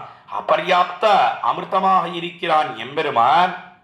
இது எதை போல இருக்கக்கூடிய ஒண்ணு என்னால் பெரிய ராஜா இருக்கான். ராஜாவை ஏதோ ரொம்ப தாழ்ந்தவளாக இருக்கக்கூடிய ஒரு பெண் பிள்ளை அவள் ராஜாவை கைப்பிடிக்க வேணும்னு ஆசைப்பட்டா இது எங்கேயாவது சேருமா? ஒரு நாளும் சேரவே சேராது. அதே போலத்தான் நாம் எப்படி இருக்கோம்? என்னால் நிர்தயனாக இருக்கிறோம். அதாவது நிர்தயம்னு சொன்னா எம்பெருமான ஸ்தோத்திரம் பண்ணணும்னு நான் போய் ஆசைப்பட்டேனே, இது ஒரு நாளும் நமக்கு சேரவே சேராது என்று தெரிவித்து நிர்தயம் மாம் அலஜம். இதெல்லாம் பரவாயில்லண்ணா, அசுச்சி இருக்கு, நிர்தயனாக இருக்கிறேன், அவிநீதனாக இருக்கிறேன், அதெல்லாம் கூட பரவாயில்லண்ணா, அதெல்லாம் போகட்டும், கொஞ்சம் கூட வெக்கமே இல்லையே, வெக்கமே இல்லாமல் நாம் இருக்கிறோமே, என்ன மாம் அலஜம் என்று தெரிவித்து பரமபுருஷயோகம் யோகி வர்யாகிர கண்யைஹி. எதனாலே இதெல்லாம் சொல்றார்? என்னால் எம்பெருமான ஸ்தோத்திரம் பண்ணோன்னு நாம போய் ஆசைப்பட்டோமே, பெரிய பெரிய ஸ்தானம் வகிக்கக்கூடியவர்கள், அவர்களுக்கே அது எட்டா கனியா இருக்கு. யார் அவர்கள்? என்னால் யோகி வர்யாகிர கண்யைஹி விதிசிவ சனகாத்யைஹி, யோகி வரியர்கள், யோகி சிரேஷ்டர்களாக இருக்கக்கூடியவர்கள், அவர்கள்தான் விதின்னு சொல்லக்கூடிய பிரம்மாவென்ன, அதே போல ருத்ரன் என்ன, அதற்கு மேலே சனத்குமார சனந்தனர்கள் சொல்லக்கூடியவர்கள், அவர்கள் முதலியவர்கள் என்ன, அவர்களுக்கே எப்படி இருக்குன்னா தியாத்தும் அத்தியந்த தூரம், மிகவும் தூரமாக இருக்கக்கூடியது. எது என்ன? தவபரிஜன் அபாவம். தேவரீருக்கு கைங்கரியம். யார் கைங்கரியம் பண்றா? நித்தியசூரிகள் அவர்கள் எல்லாம் கைங்கரியம் பண்ணுகிறார்கள். நித்தியசூரிகள்னு சொன்னா அனந்த கருடா விஸ்வக்சேனாதிகள்னு சொல்லக்கூடியவர்கள், அவெல்லாம் எப்படி இருக்கா? என்னால் அவர்களுக்கு இந்த சம்சார கந்தமே கிடையாது, சம்சார வாசனையே கிடையாது, சம்சார சம்பந்தம் அற்றவர்களாக இருக்கிறார்கள் நித்தியசூரிகள். அவர்களெல்லாம் இடைவிடாமல் உனக்கு கைங்கரியம் பண்ணுகிறார்கள் எம்பெருமானுடைய நித்திய சங்கல்பத்தாலே. என்ன சுவாமி, அவர்களுக்கெல்லாம் சம்சார வாசனையே கிடையாதுன்னா ஒரு சந்தேகம் வரலாம். கீழே 46வது ஸ்லோகத்துல தான் என்ன பார்த்தோம்? ஏன்னா ஆதிசேஷன், அதாவது ஆதிசேஷன் சொல்லக்கூடியவன் நித்தியசூரிகள்ல ஒருத்தன். அவன் ராமனாக எம்பெருமான் அவதரித்த காலத்திலே லக்ஷ்மணனாக பிறந்தான் கீழே பார்த்தோம். அங்க பிறந்தான்னு சொல்லிட்டு இங்க சம்சார கந்தமே கிடையாது, சம்சார வாசனையே கிடையாது, ஒரு நாளும் பிறந்ததே கிடையாதுன்னு எப்படி சொல்லலாம்?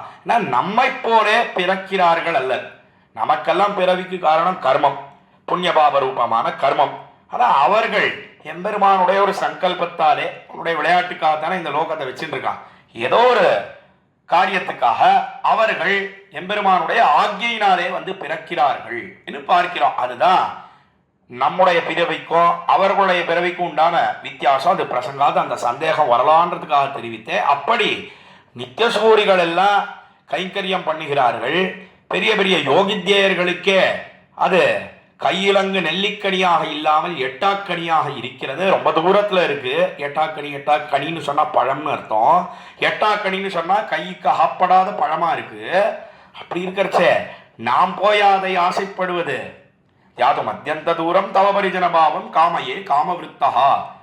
ஆசைப்படுறது மாத்திரம் இல்லைன்னா ஆசைப்பட்டா கூட பரவாயில்ல, அதிலேயே மூழ்கி திளைக்கணும். நான் சொல்றது பெருமானே நித்திய கிங்கரஹா அகம் கதா அகம் கீழே சொன்னாரோ இல்லையோ, யாவதாத்ம பாவி, அதுவும் யாவத் சரீர பாதம்னு இல்ல. இந்த யாவத் சரீர பாதம் அப்படின்றதுக்கும் யாவதாத்ம பாவின்றதுக்கும் என்ன வித்தியாசம்? என்னால் இந்த கைங்கரியம்னு சொன்னா அது எப்படி இருக்குன்னா, அது யாவதாத்ம பாவி, ஆத்மா இருக்கிற பரியந்தம், ஆத்மா நித்தியமாக இருக்கக்கூடிய ஒண்ணு. அதனால நித்தியமாக இருக்கக்கூடிய கைங்கரியத்தை அபேட்சிக்கிறார். யாவத் சரீர பாதம்னு சொன்னா அது இந்த சரீரம், இந்த உடல், இந்த பிறவியில நமக்கு கிடைச்சிருக்கேன், அது கீழே விழற வரைக்கும்னு அர்த்தம். இது புரியணுன்றதுக்காக என்னுடைய திருப்பாட்டனார் தாத்தா வெடிக்க அவனு தெரிவிப்பார். அந்த காலத்துல யாரோ ஒருத்தருக்கு வைத்தியம் பார்க்கறதுக்கு வைத்தியர் வந்தாரா. ஏதோ வியாதி வந்து கொடுத்து இந்த வைத்தியம் என்னன்னு பார்த்துட்டு அதுக்கு சிகிச்சை மருந்தெல்லாம் கொடுத்தாராம். மருந்தெல்லாம் கொடுத்த உடனே அந்த சுவாமி வைத்தியரை பார்த்துட்டோ இந்த மருந்தை எத்தனை காலம் சாப்பிடணும், எவ்வளோ நாள் சாப்பிடணும்னு கேட்டாராம். கேட்ட உடனே அந்த வைத்தியர், அக்காலத்தில் வைத்தியருக்கு சம்ஸ்கிருதம்லாம் நல்லா தெரியும், அவர் என்ன தெரிவித்தார்னா யாவத் சரீரபாது சாப்பிடணும் காலத்தில் தெரிவித்தார். உடனே ஏன்னா வைத்தியர் எப்படி அதெல்லாம் சொல்லுவார், அவருக்கு என்ன சம்ஸ்கிருதம் தெரியுமா அப்படின்னு கேட்டா, இந்த காலத்தில் வேணா தெரியாமல் இருக்கலாம், அந்த காலத்துல எல்லாம் நல்லா படிச்சிருந்தா, அதனால எல்லாருக்கும் நல்லா சம்ஸ்கிருதம் தெரியும். அவர் யாவத் சரீரபாதம்னு தெரிவித்தாராம். தெரிவித்த உடனே அந்த சுவாமி அப்பாடா உமக்கு நமஸ்காரம் அக்காலத்துல கை கூப்பினாராம். எதனால என்ன, நல்ல வேளை யாவத் சரீரபாதம்னு சொன்னாரே, யாவதாத்ம பாவின்னு சொல்லலையே. நான் யாவத் சரீரபாதம்னு சொன்னா இந்த உடல் கீழே விழற வரைக்கும் மருந்து சாப்பிடணும்னு சொன்னார். யாவதாத்ம பாவி சாப்பிடணும்னு சொல்லியிருந்தா, இப்போ ஆத்மா இருக்கிற பரியந்தம்னா இந்த சரீரம் விழுந்த உடனே மோட்சத்துக்கு பரமத்துக்கு போயிட்டா பரமத்துலையும் போய் மருந்து சாப்பிட முடியுமா? அப்போ வைத்தியரை எங்க தேடிட்டு போறது, மருந்து கடையை எங்க தேடிட்டு போறது? ரசமாக அடியனுடைய திருப்பாட்டனார் யாவத் சரீரபாதம் யாவதாத்ம பாவி அப்படின்றதுக்கு வித்தியாசம் தெரியணுன்றதுக்காக ஒன்று தெரிவிப்பார். எதுக்காக சொல்ல வந்தேன்னா, இந்த யாவதாத்ம பாவி கைங்கரியத்தை தான் ஆள வந்தார் ஆசைப்படுறார். யாவத் சரீரபாதம்னு, அதாவது இந்த சரீரம் கீழே விழுற பரியந்தம்னு, யாவதாத்ம பாவி ஆத்மா இருக்கிற பரியந்த ஆத்மாவோ நித்தியமாக இருக்கக்கூடிய ஒண்ணு, நித்தியமாக இருக்கக்கூடிய ஜீவாத்மா நித்திய கைங்கரியம் எப்பொழுது சித்திக்க போகிறது? என்ன நானா கேட்பது, நானா ஆசைப்படுறது? ஏதோ ஆசைப்பட்டா பரவாயில்ல, அதிலேயே மூழ்க வேண்டும் என்று நினைக்கிறேனே, எப்படிப்பட்ட மூர்க்கனாக இருக்கிறேன் என்று காமையே காம விருத்தகா என்று தெரிவித்து இந்த 47வது ஸ்லோகத்தை தலை கட்டுகிறார் பரமாச்சாரியரான அளவந்தார். ஆக திகசுஜிம் அவிநீதம் நிர்தயம் மாமலஜம் பரமபுருஷயோகம் யோகிவர்யாகிர கண்யைஹி. என்ன பெரிய பெரிய ரிஷிகள், பிரம்மா, ருத்ரன், அவர்களுக்கெல்லாமே ரொம்ப தூரமாக இருக்கக்கூடிய கைங்கரியம், அந்த கைங்கரியத்தை நான் ஆசைப்படுகிறேனே என்று தெரிவித்து தலை கட்டுகிறார் இந்த 47வது ஸ்லோகத்தை. தொடர்ந்து 48வது ஸ்லோகத்தை இப்பொழுது நாம் அனுபவிக்க இழியலாம். அபராத சஹஸ்ரபாஜனம் பதிதம் பீம பவர்ணவோதரே அகதிம் சரணாகதம் ஹரே கிருபயா கேவலமாத்மசாத் குரு என்பது 48வது ஸ்லோகம் ஸ்தோத்திர ரத்னத்திலே. இந்த ஸ்லோகத்திலேயும் தொடர்ந்து தம்முடைய நைச்சியத்தையே அனுசந்தானம் பண்ணி இப்போ என்ன பண்றார், என்ன இப்பொழுதோ எம்பெருமானே கேவலம் கிருபையாலே நம்மை ரட்சிக்க வேணும் என்று தெரிவிக்கிறார். கீழே 47வது ஸ்லோகத்திலே விலகிட்டார். நானா ஆசைப்படுறது, இந்த கைங்கரியத்தை நாம் போய் ஆசைப்படுவதா? எப்படி ஆழ்வார் வளவேலுலகுன்ற திருவாய்மொழியிலே விலகி நின்னாரோ அதே போல ஆள வந்தாரோ விலகி நின்னார் 47வது ஸ்லோகத்தில். அது என்ன வளவேலுலகுன்ற திருவாய்மொழியில விலகி நின்னார் ஆழ்வார்னு சொன்னா என்ன அர்த்தம்? நான் முதல் பத்திலே 5ஆம் திருவாய்மொழி, அந்த 5வது பதிகத்திலே ஆழ்வார் அவர் என்ன பண்ணார்? ஏன்னா கீழே முதல் பத்தில் முதல் திருவாய்மொழி பரத்வே பரத்வம், எம்பெருமான் உடைய மேன்மை, அதாவது அறப்பெரியனாக இருக்கிறான் எம்பெருமான் என்பதனை வெளியிட்டார். அதற்கு மேல 2ஆம் திருவாய்மொழி வீடுமின் முத்தம்னு தொடங்கக்கூடிய திருவாய்மொழியில அவனே ஸ்தோத்திரம் பண்ண தகுந்தவன் வெளியிட்டார். அதற்கு மேல முதல் பத்திலே 3ஆம் திருவாய்மொழி அதில் சௌலபியத்தை தெரிவித்தார். எம்பெருமான் மிகவும் சுலபனாக இந்த லோகத்திலே ராமனாகவும் கண்ணனாகவும் வந்து பிறக்கிறான்னு சொன்னார். சொன்ன உடனே எம்பெருமான் கொஞ்சம் விலகி நின்னான். இவருடைய ஆனந்தம் அதை கொஞ்சம் அரையாறுபடுத்தணும்னு எம்பெருமான் விலகி நின்னான். உடனே மறைந்த எம்பெருமானுக்கு தூது சொல்லி அனுப்பினார். முதல் பத்திலே 4ஆம் திருவாய்மொழி அஞ்சரைய மடனாராய் என்று சொல்லக்கூடிய திருவாய்மொழி தம்முடைய குத்தம், அதாவது அபராதம், எம்பெருமானுடைய அபராத சகத்வம்னு சொல்லக்கூடிய குணம், இந்த குணம் பத்தாசாக தூது விட்டார் ஆழ்வார். உடனே எம்பெருமான் வந்துவிட்டான். எம்பெருமான் வந்து ஆழ்வாருக்கு அனுபவத்தை கொடுக்க வேணும் என்று நினைத்தார். அவனுடைய சௌசீல்யம்னு சொல்லக்கூடிய குணம், அறப்பெரியவன் மிகவும் தாழ்ந்தவனோட புறையற கலந்து பரிமாறுகிறானே, அதாவது எந்த கள்ளம் கபடமும் இல்லாமல். பெரிய ஆபீசர் இருக்கார், எம்டி இருக்கார். எம்டி ஒரு பியூனுக்கு சரிசமமா உட்கார்றாருன்னு சொன்னா அவர் மனசுல என்ன இருக்கலாம்னா, ஐயோ எவ்வளவு பெரியவன் நான், எவ்வளவு தாழ்ந்தவன் இவன், இவனோட சரிசமமா உட்காரும்படியா ஏற்படுகிறது, நாம இருக்கவே பண்றோம் அப்படின்னு எம்டி ஆனவர் உலகத்திலே நினைக்கலாம். அதை போல எம்பெருமான் நினைக்கிறாரா? நான் கிடையாது. எந்த கபடமும் இல்லாமல் புறையற கலந்து பரிமாறுகிறான். அதற்குத்தான் சௌசீல்யம் என்று பெயர். அந்த குணத்தை வெளியிடக்கூடிய பதிகம் தான் முதல் பத்திலே 5ஆம் திருவாய்மொழி வளவே உலகு தொடங்கக்கூடிய பதிகம். அந்த பதிகத்தின் தொடக்கத்திலே நம்மாழ்வார் என்ன பண்ணார்? என்னால் எம்பெருமான் வந்தான் அனுபவத்தை கொடுக்கணும்னு. வந்த உடனே திருவாய்மொழி பாடமாட்டேன்னு சொன்னார். எம்பெருமானுக்கு தூக்கி வாரி போட்டுது. என்னடா அது, இப்பொழுதுதான் இவருக்கு விசேஷமா ஞானத்தை எல்லாம் கொடுத்தா திருவிருத்தம் பாடினார், திருவாசிரியம் பாடினார், பெரிய திருவந்தாதி ஏதோ பாடிவிட்டார். திருவாய்மொழியில 1102 பாசுரங்கள் பாடணும், 40 பாசுரம் தான் ஆயிருக்கு. அதுக்குள்ள பாடமாட்டேன்னு விலகி நிற்கிறாரு. இவருக்கு ஞானம் கொடுத்ததே தப்பா போச்சு. எதனால விலகினார் ஆழ்வார்? என்ன, எம்பெருமானே வளவேழுலகின் முதலாயா வானோரிரையை அறிவினையேன் களவேள் வெண்ண தொடுகுண்டா கல்வா என்பன் பின்னையும். என்ன அறப்பெரியவன் நீ எம்பெருமானே, உன்னை போய் கள்ளன்னு நான் சொல்றதா? மகா பாப்பி நான், அறிவினையன் களவேள் வெண்ண தொடுகுண்டா, களவு வெளிப்படும்படியாக அந்த திருவாயர்பாடியிலே வெண்ணையெல்லாம் உண்டாயே, உன்னை கல்வா என்பன் பின்னையும், உன்னை கல்வா திருடனே நாம் சொல்லுவதா? யசோதை பிராட்டி சொல்ல வேண்டிய பாசுரம், நப்பின்னை பிராட்டி சொல்ல வேண்டிய பாசுரம், அதை போய் நாம சொல்லுவது? ஒரு நாளும் கூடவே கூடாது. எனக்கு என்னன்னா யோக்கியதை இருக்கு? ஒரு நாளும் எனக்கு தகுதி கிடையவே கிடையாது. மகா அயோக்கியன், மகா பாபி நான், உன்னை பாடுவதே தவறு, நான் மேலே பாடமாட்டேன் என்ன விலகி நின்னார் ஆழ்வார். பார்த்தா எம்பெருமான், என்னடா அது, நல்ல ஞானத்தை கொடுத்தோம், இந்த வியாதி போனோன்றதுக்காக மருந்தெல்லாம் கொடுத்தா அது அந்த வியாதியை என்னவோ போக்கிடும். தலைவலியோ கால் வலியோ அதுக்கு மருந்து கொடுத்தா அதை போக்கிட்டு வேறொரு வலியை உண்டு பண்ணிடும். வைத்த வலியோ வேற ஏதோ வலியோ வைத்துக் கொள்வது அது உண்டு பண்ணிடும். அதெல்லாம் சைடு எஃபெக்ட்னு நம்ம சொல்றோம். அதை போல இப்படி ஒரு சைடு எஃபெக்ட் வந்து சேர்ந்து கொடுத்த ஆழ்வாருக்கு பாடமாட்டேன்னு விலகி நிற்கிறாரே, ஞானத்தை கொடுத்தா மேல எப்படி பாடும்படியாக பண்ணுவது? என்ன எம்பெருமான் பார்த்தான். அவன் நல்ல ஞானத்தோட கூடினவனோ இல்லையோ, அவன் யோசிச்சு பார்த்தான். அவன் அக்காலத்துல ஆழ்வாரை பார்த்துட்டு சொன்னான், ஓய் ஆழ்வீர், ஆழ்வாருக்கும் எம்பெருமானுக்கும் நடந்த சம்பாதத்தை வியாக்கியானத்திலே சுவாமி நம்பிள்ளை ஈடு 36,000 படியில தெரிவிக்கிறார். ஓய் ஆழ்வீர், நீங்க வாரம், நீ நம்ம பாடமாட்டேன்னு சொல்றீரே, உமக்கு ஒரு விஷயம் சொல்றேன், ஒரு கேள்வி கேட்கிறேன் உங்களிடத்துல, கேள்விக்கு பதில் சொல்லும். என்ன எம்பெருமான் அவன் அக்காலத்துல நாம் இந்த லோகத்தை எல்லாம் பிரளயாபத்து ஏற்பட்ட காலத்திலே வயிற்றிலே வைத்து பிற்பாடு வெளிநாடு காண உமிழ்ந்தோம். அது உமக்கு தெரியும் அல்லவா? அந்த சரித்திரம் தெரியும் தானே உமக்கு ஆழ்வீர்?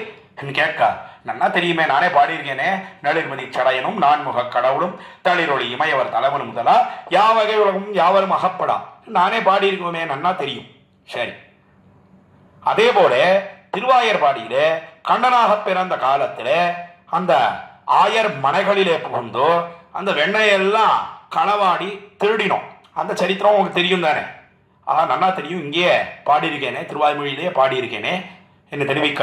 சரி, இப்போ உம்மிடத்துல ஒரு கேள்வி கேட்குறேன். இந்த லோகத்தை எல்லாம் வயிற்றிலே வைத்து பிற்பாடு வெளிநாடு காண உமிழ்ந்ததற்கும் திருவாயர்பாடியில வெண்ணையை புஜித்ததற்கும் என்ன சம்பந்தம்? ரெண்டுக்கும் என்ன தொடர்பு? அதை நீ சொல்லும்.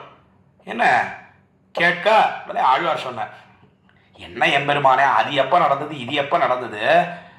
முட்டங்கையும் முழங்காலையும் முடிச்சு போடுறதுன்னு சொன்னா எங்கேயாவது இது சேருமா? ஒரு நாளும் சேரவே சேராது. அதை போல என்ன இருக்கு, பொட்டந்தலையும் முழங்காலையும் முடித்து போடுவது. அதை போல எம்பெருமானே, அது என்னைக்கோ நடந்தது, இது என்னைக்கோ நடந்தது, ரெண்டுக்கும் ஒரு சம்பந்தமும் கிடையாது என்ன ஆழ்வார் சொன்ன உடனே எம்பெருமான் சொன்னா, இல்ல இல்ல சம்பந்தம் உண்டு, நான் சொல்றேன் கேளும். அந்த லோகத்தை எல்லாம் வயிற்றில வைத்து வெளிநாடு காண உமிழ்ந்தோமே, அதெல்லாம் ஒரே மண்ணு. அந்த மண்ணெல்லாம் வெள்ளை பரிபூர்ணமா வந்துடுத்தான்னு பார்க்கணும். ஒருவேளை வரலன்னு சொன்னா பீர்னு சொல்லக்கூடிய ஒரு ரத்த சோகை வியாதி ஏற்படும். அதுக்காகத்தான் நாம் வெண்ணையை புஜித்தோம் என்ன எம்பெருமான் ஒரு காரணத்தை சொன்னான். சொன்ன உடனே ஆழ்வார் சிரிச்சுட்டதெல்லாம் ஒப்புக்கொள்ள முடியாது என்று தெரிவித்தார். சரி, நீர் தான் சொல்லுவேன். அவன் சொன்னா கேட்க மாட்டேன்றி, நீர் தான் சொல்லுமே பார்க்கலாம் என்ன தெரிவிக்க. ரெண்டுக்கும் சம்பந்தம் கிடையாது. ஆனா நான் நீ வெண்ணையை புஜித்ததற்கு காரணம் சொல்றேன் எம்பெருமானே. உனக்கு அந்த வெண்ணையின் இடத்துல அதிமாத்திரமான பிரீத்தி பிராவண்யம் எதனாலே? என்னால் அந்த திருவாயர்பாடியில் இருக்கக்கூடிய இடையர்கள் அவர்களுக்கெல்லாம் உன்னிடத்துல விசேஷமான பிரீத்தி பக்தி இருக்கிறது. அவர்கள் கைப்பட்ட திரவியம், அவ கை நன்னா பற்றுக்கு பதிஞ்சிருக்கு அந்த வெண்ணையிலே. அதனாலே உனக்கு அந்த வெண்ணெய் இடத்துல அதிமாத்திரமான பிரீத்தி பிராவண்யம். அதனாலே நீ திருவாயர்பாடியிலே மனகள் தோறும் புகுந்து வெண்ணையை புஜித்தாய் என்று ஆழ்வார் சொன்ன உடனே எம்பெருமான் சத்தியம்தான் ஒப்புக்கொள்றோம். இப்போ உம்மிடத்துல ஒரு கேள்வி கேட்கிறோம் ஆழ்வீர். அந்த திருவாயர்பாடியில பிறந்த ஒருத்தன் எனக்கு வெண்ணையை கொடுக்கலன்னு சொன்னா அவனுக்கு என்ன கிடைக்கும்? கட்டாய நரகம் தான் கிடைக்கும் ஆழ்வார். அதே போலத்தான் நீ திருவாய்மொழி பாடாமல் போனாலும் தெரிவிக்க உருகி போயிட்டார் ஆழ்வார். பெருமானே, வெண்ணையை போலையா திருவாய்மொழியை நினைத்துக் கொண்டிருக்கிறாய்? மேலே பாடுகிறேன் என்ன மேலே பாசுரம் பாடினார். உண்டாய் உலகேழ் முன்னமே உமிழ்ந்து மாயையால் புக்கு உண்டாய் வெண்ண சிறு மனுஷர் உலையாக்க நிலையெய்தி மந்தான் சோர்ந்ததுண்டேலும் மனுஷர்க்காகும் பீர் சிறிது மண்டாவண்ணம்மன் கரையானையுன் மருந்தோ மாயோனே என்று தொடர்ந்து மேலே பாசுரம் பாடினார் ஆழ்வார். வளவேழ் உலகுன்ற திருவாய்மொழி பதிகத்திலே இந்த சம்வாதத்தை சுவாமி நம்பிள்ள எடுத்து காட்டுறார். எதுக்கா சுவாமி அந்த வளவேழ் உலகுக்கும் ஆள வந்தார் செய்த ஸ்தோத்திர ரத்னத்துக்கும் என்ன சம்பந்தம்? என்ன சம்பந்தம் இருக்கு? அடியேன்னு சொல்லல, வியாக்கியான சக்கரவர்த்தி பெரியவாச்சான் பிள்ளை எடுத்து தெரிவிக்கிறார்.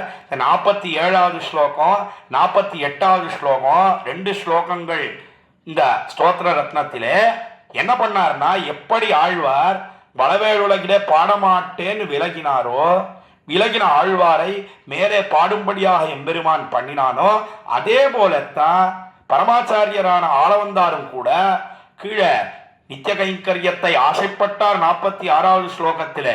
ஆனா தம்முடைய தாட்சியை எல்லாம் பார்த்து நான் நிர்தயனாக இருக்கிறேன், அசுச்சியோட கூடியிருக்கிறேன், அவிநீதனாக இருக்கிறேன், லஜ்ஜைய வெக்கமே கிடையாது, நாம் போய் இந்த கைங்கரியத்தை ஆசைப்படுவதா எம்பெருமானே என்ன 47வது ஸ்லோகத்திலே தெரிவித்தவர் இப்பொழுது 48வது ஸ்லோகத்தில் என்ன தெரிவிக்கிறார் என்னால், விலகி நின்ன ஆளவந்தாரும் கூட இப்பொழுது எம்பெருமானே உன்னுடைய கிருபை தான் எனக்கு புகழ் என்று மறுபடியும் ஆழங்கால் படுகிறார்.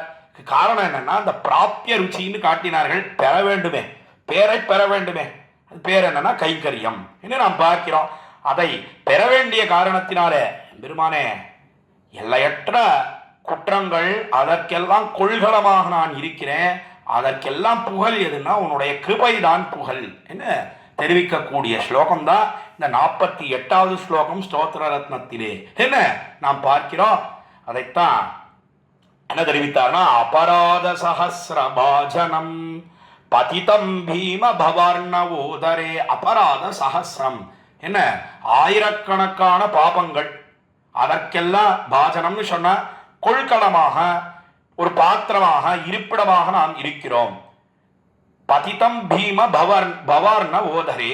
என்ன பீம பவ அர்ணவா என்று சொன்னால், பீமான்னு சொன்னா பயங்கரமாக பயம் ஏற்படும்படியாக இருக்கக்கூடியது, பவம்னு சொன்னா சம்சாரம், அர்ணவம்னு சொன்னா கடல்.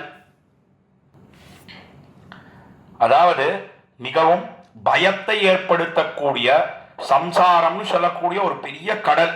அதிலே பதிதம் சொன்னால் நன்றாக மூழ்கடிக்கப்பட்டிருக்கேன், அதுல விழுந்திருக்கேன். பவர்ணவோதரே அகதிம், எனக்கு வேற கதியே கிடையாது. சரணாகதம் ஹரே ஹரே, எம்பெருமானே எல்லாவற்றையும் போக்கக்கூடியவனாக இருக்கிறாய், நான் உன்னையே பத்தி இருக்கிறேன், சரணாகதனாக இருக்கிறேன். கிருபயா கேவலம் ஆத்மசாத் குரு, கிருபையா கேவலம், கேவலம் உன்னுடைய கிருபை, கிருபைக்கு என்னை விஷயமாக ஆக்க வேணும்.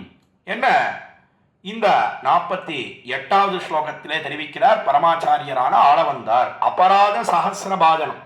என்ன எப்படி எம்பெருமான் ஆயிரக்கணக்கான குணங்களுக்கு இருப்பிடமாக இருக்கிறானோ அதற்கு நேர்மாறா நாம் எப்படி இருக்கோம் என்னால் ஆயிரக்கணக்கான அபராதங்கள், அபராதங்களுக்கெல்லாம் கொள்கலமாக நாம் இருக்கிறோம். அபராதம், அபராதம்னா என்ன? புண்ணியம் பாபம்னு சொல்றோமே, பாபம்னு சொன்னா என்ன, புண்ணியம்னு சொன்னா என்ன? என்ன வேற ஒன்றும் கிடையாது, எம்பெருமானுடைய அனுகிரக நிகிரகங்கள், அதற்கு உறுதுணையாக இருக்கக்கூடியதுதான் இந்த புண்ணிய பாபங்கள். அதாவது புண்ணியம்னு சொல்லக்கூடிய ஒரு செயல், அந்த செயலை நாம பண்றோம், அதனால எம்பெருமானுக்கு மனசுல சந்தோஷம் ஏற்படுகிறது.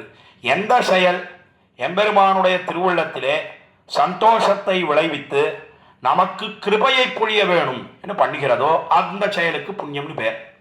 பாபம்னு சொன்னா நம்ம தண்டிக்கணும், ஏதோ ஒரு காரியம் நாம பண்றோம், அதனால எம்பெருமானுக்கு வருத்தம் ஏற்பட்டு அதனால நிகிரகம் சொன்னால் தண்டிக்கணும், இவனை தள்ளணும் ஏற்படுகிறதோ அந்த செயலுக்கு தான் பாபம்னு பேர். இதுதான் புண்ணிய பாபத்துக்கு உண்டான லட்சணம் என்று காட்டினார்கள். யத்வத் பிரியம் ததிக புண்ணியம் அபுண்ணியமன்யது நாண்யத்தையோர் பவதி லட்சணம் அத்ரஜாது. என்ன இதைத்தான் சுவாமி கூரத்தாழ்வான் தம்முடைய அதிமானுஷ ஸ்தவத்திலே தெரிவிக்கிறார் என்று நாம் பார்க்கிறோம்.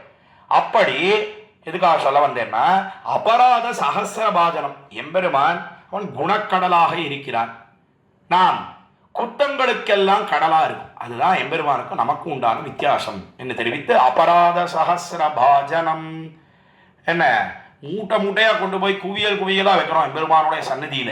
எம்பெருமானிடத்துல இல்லாதது நம்மிடத்திலே மாத்திரம் இருக்கக்கூடியது. மேருமந்தர மாத்ரோபி ராசி பாபஸ்ய கர்மணஹா.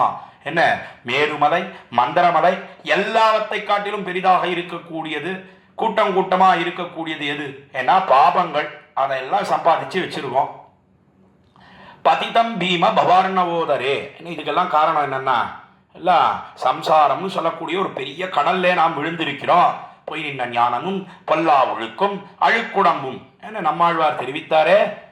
மறுபடியும் மறுபடியும் இது ஒரு சைக்கிள், அப்படியே திரும்பி திரும்பி வந்துட்டே இருக்கு. சரியா ஞானம் இல்லை, விபரீதமான ஞானம், பகுத்தறியக்கூடிய ஞானம் இல்லை, அதனாலே பொல்லா ஒழுக்கு கெட்ட நடவடிக்கை வந்து சேருகிறது. அழுக்குடம்பு சொன்னா ஒரு தேக சம்பந்தம், மறுபடியும் மறுபடியும் பிறந்து கொண்டே இருக்கிறோம்.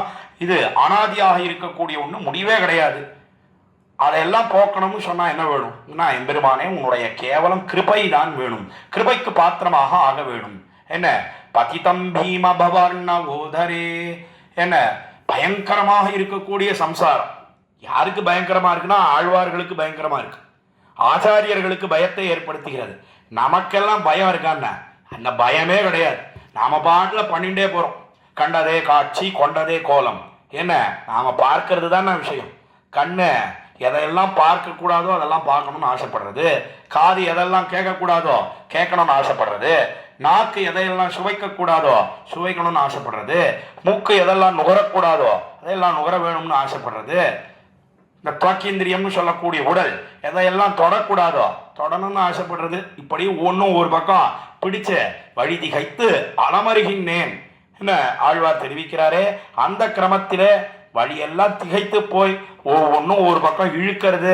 5 முதலைகள், செவி வாய்க்கண் மூக்கு உடல்னு சொல்லக்கூடிய 5 முதலைகள், அந்த 5 முதல்களுக்கும் ஒவ்வொரு பக்கம் இழுக்க அதன் பின்னே நாம் ஓடி திரிகிறோம்.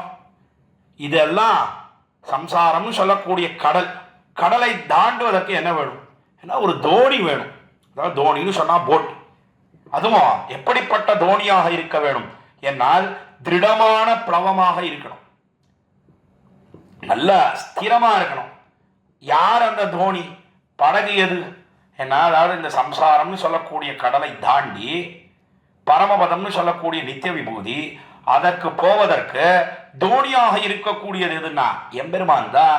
வைகுண்டன் என்பதோர் தோணி பெறாதுழல்கின்னேன் என்று ஆண்டாள் தெரிவிக்கிறாளே, துன்பக்கடல் புக்கு வைகுண்டன் என்பதோர் தோணி பெறாதுழல்கின்னேன். சம்சாரம்னு சொல்லக்கூடிய ஒரு பெரிய கடல், அதை தாண்டக்கூடிய தோணி யார்?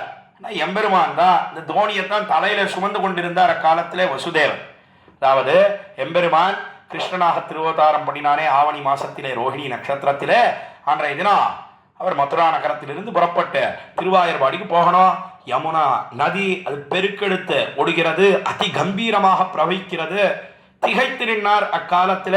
தலைக்கு மேல இந்த கண்ணபிரானை சுமந்து கொண்டிருக்கிறார் வசுதேவர். உண்மையிலேயே அந்த தாண்டுவதற்கு தோணியாக இருக்கக்கூடியவன் யாருன்னா பெரிய தோணியத்தான் தலையில சுமந்து கொண்டிருக்கிறார். அகிருத சேதும் அநாகலித பிளவம் ஜனன சிந்து திருடப்ளவம் உத்வகன் ரவிசுதாம் அகிலங்கய ரமாபதிம் சபதிகோஷ சமீபம் அபானயத்துன்னு தெரிவிக்கிறார் சுவாமி வேதாந்த வாசிரியர் யாதவாபியுதயத்தில். அதாவது அகிருத சேதும் அநாகலித பிளவம், என்ன திருடமான பிளவம் எது சம்சாரத்தை தாண்டுவதற்குன்னா அந்த எம்பெருமான் தான், கண்ணன் எம்பெருமான் தான் என்பதனை அந்த ஸ்லோகத்திலே தெரிவிக்கிறார் சுவாமி வேதாந்த வாசிரியர். இங்க பரமாச்சாரியரான ஆளவந்தார் அதே அர்த்தத்தை தான் காட்டுகிறார். பதிதம் பீம பவார்ணவோதரே அகதிம் சரணாகதம் ஹரே.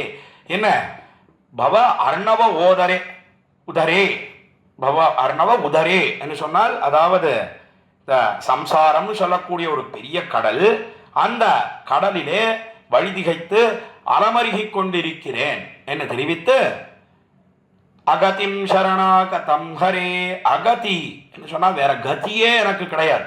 இப்படி ஆண்டாள் தெரிவித்தாலோ தன்னுடைய திருப்பாவையிலே 22ஆம் பாசுரம். இந்த 22ஆம் பாசுரத்தில் அங்கன்மான் ஞாலத்தரசர் அபிமானபங்கமாய் வந்து நின் பள்ளிக்கட்டில் கீழே சங்கம் இருப்பார் போல் வந்து தலை பெய்தோம் என்று தெரிவித்தார். எம்பெருமானே உன்னை விட்டா வேற கதியே கிடையாது. இந்த அரசர்கள் எல்லாம் எப்படி தங்களுடைய அகங்காரம் எல்லாம் அத்து போய் அழகிய ஞாலத்தோட கூடின பூமிக்கு ஒரு சிறிய இடத்துக்கு ராஜாவா இருக்கான் ஒருத்தன். அவன் எதிரி ராஜாவாலே வீழ்த்தப்படுகிறான். வீழ்த்தப்பட்டு அவனுடைய அகங்காரம் எல்லாம் தொலையப்பெற்ற அபிமான பங்கமாய் வந்து நின் பள்ளிக்கட்டில் கீழே உன்னுடைய திருப்பள்ளி அறை அந்த கட்டிலின் கீழே சங்கம் இருப்பார் போல் கூட்டம் கூட்டமாக இருப்பார் போலே வந்து தலை பெய்தோம். நாங்களும் வந்து இப்பொழுது தலை பெய்தோம்னு ஆண்டாள் தெரிவிக்கிறாள் விடத்துல. அதாவது எங்களுடைய ஸ்திரீத்வ அபிமானம் தொலையப்பெற்று நாங்கள் வந்தோம். எப்படி வந்தோம்னா அனன்ய கதிகளாக வந்தோம். உன்னை தவிர வேற கதியே கிடையாது எங்களுக்கு ஆண்டாள் தெரிவித்தாலே. அதே போலத்தான் இவ்விடத்துல பரமாச்சாரியரான ஆளவந்தார் என்ன தெரிவிக்கிறார் என்னால் அகதிம் சரணாகதம் ஹரே. அகதி என்று தெரிவித்து சரணாகதம் ஹரே, சரணாகதன் சொன்னா எம்பெருமானையே பத்தக்கூடிய ஒருத்தனுக்கு சரணாகதன்னு பேர். அவன் பண்ணக்கூடிய அந்த பிரபத்திக்கு சரணாகதி, அந்த செயலுக்கு சரணாகத்தின்னு பேர்.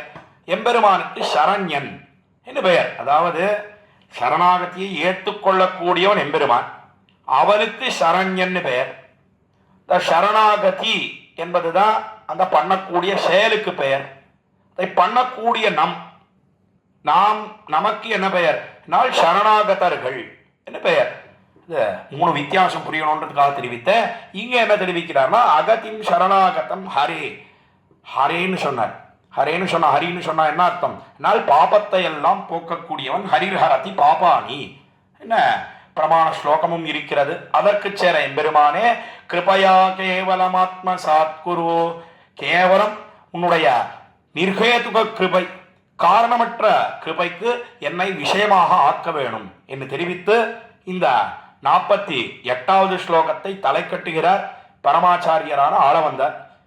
இவ்விடத்துல நடந்த ஒரு ஐதிஹ்யம் திருப்பாவை வியாக்கியானத்தில் இருக்கிறது. அதையும் சேர்த்து நாம் அனுபவிக்கலாம்.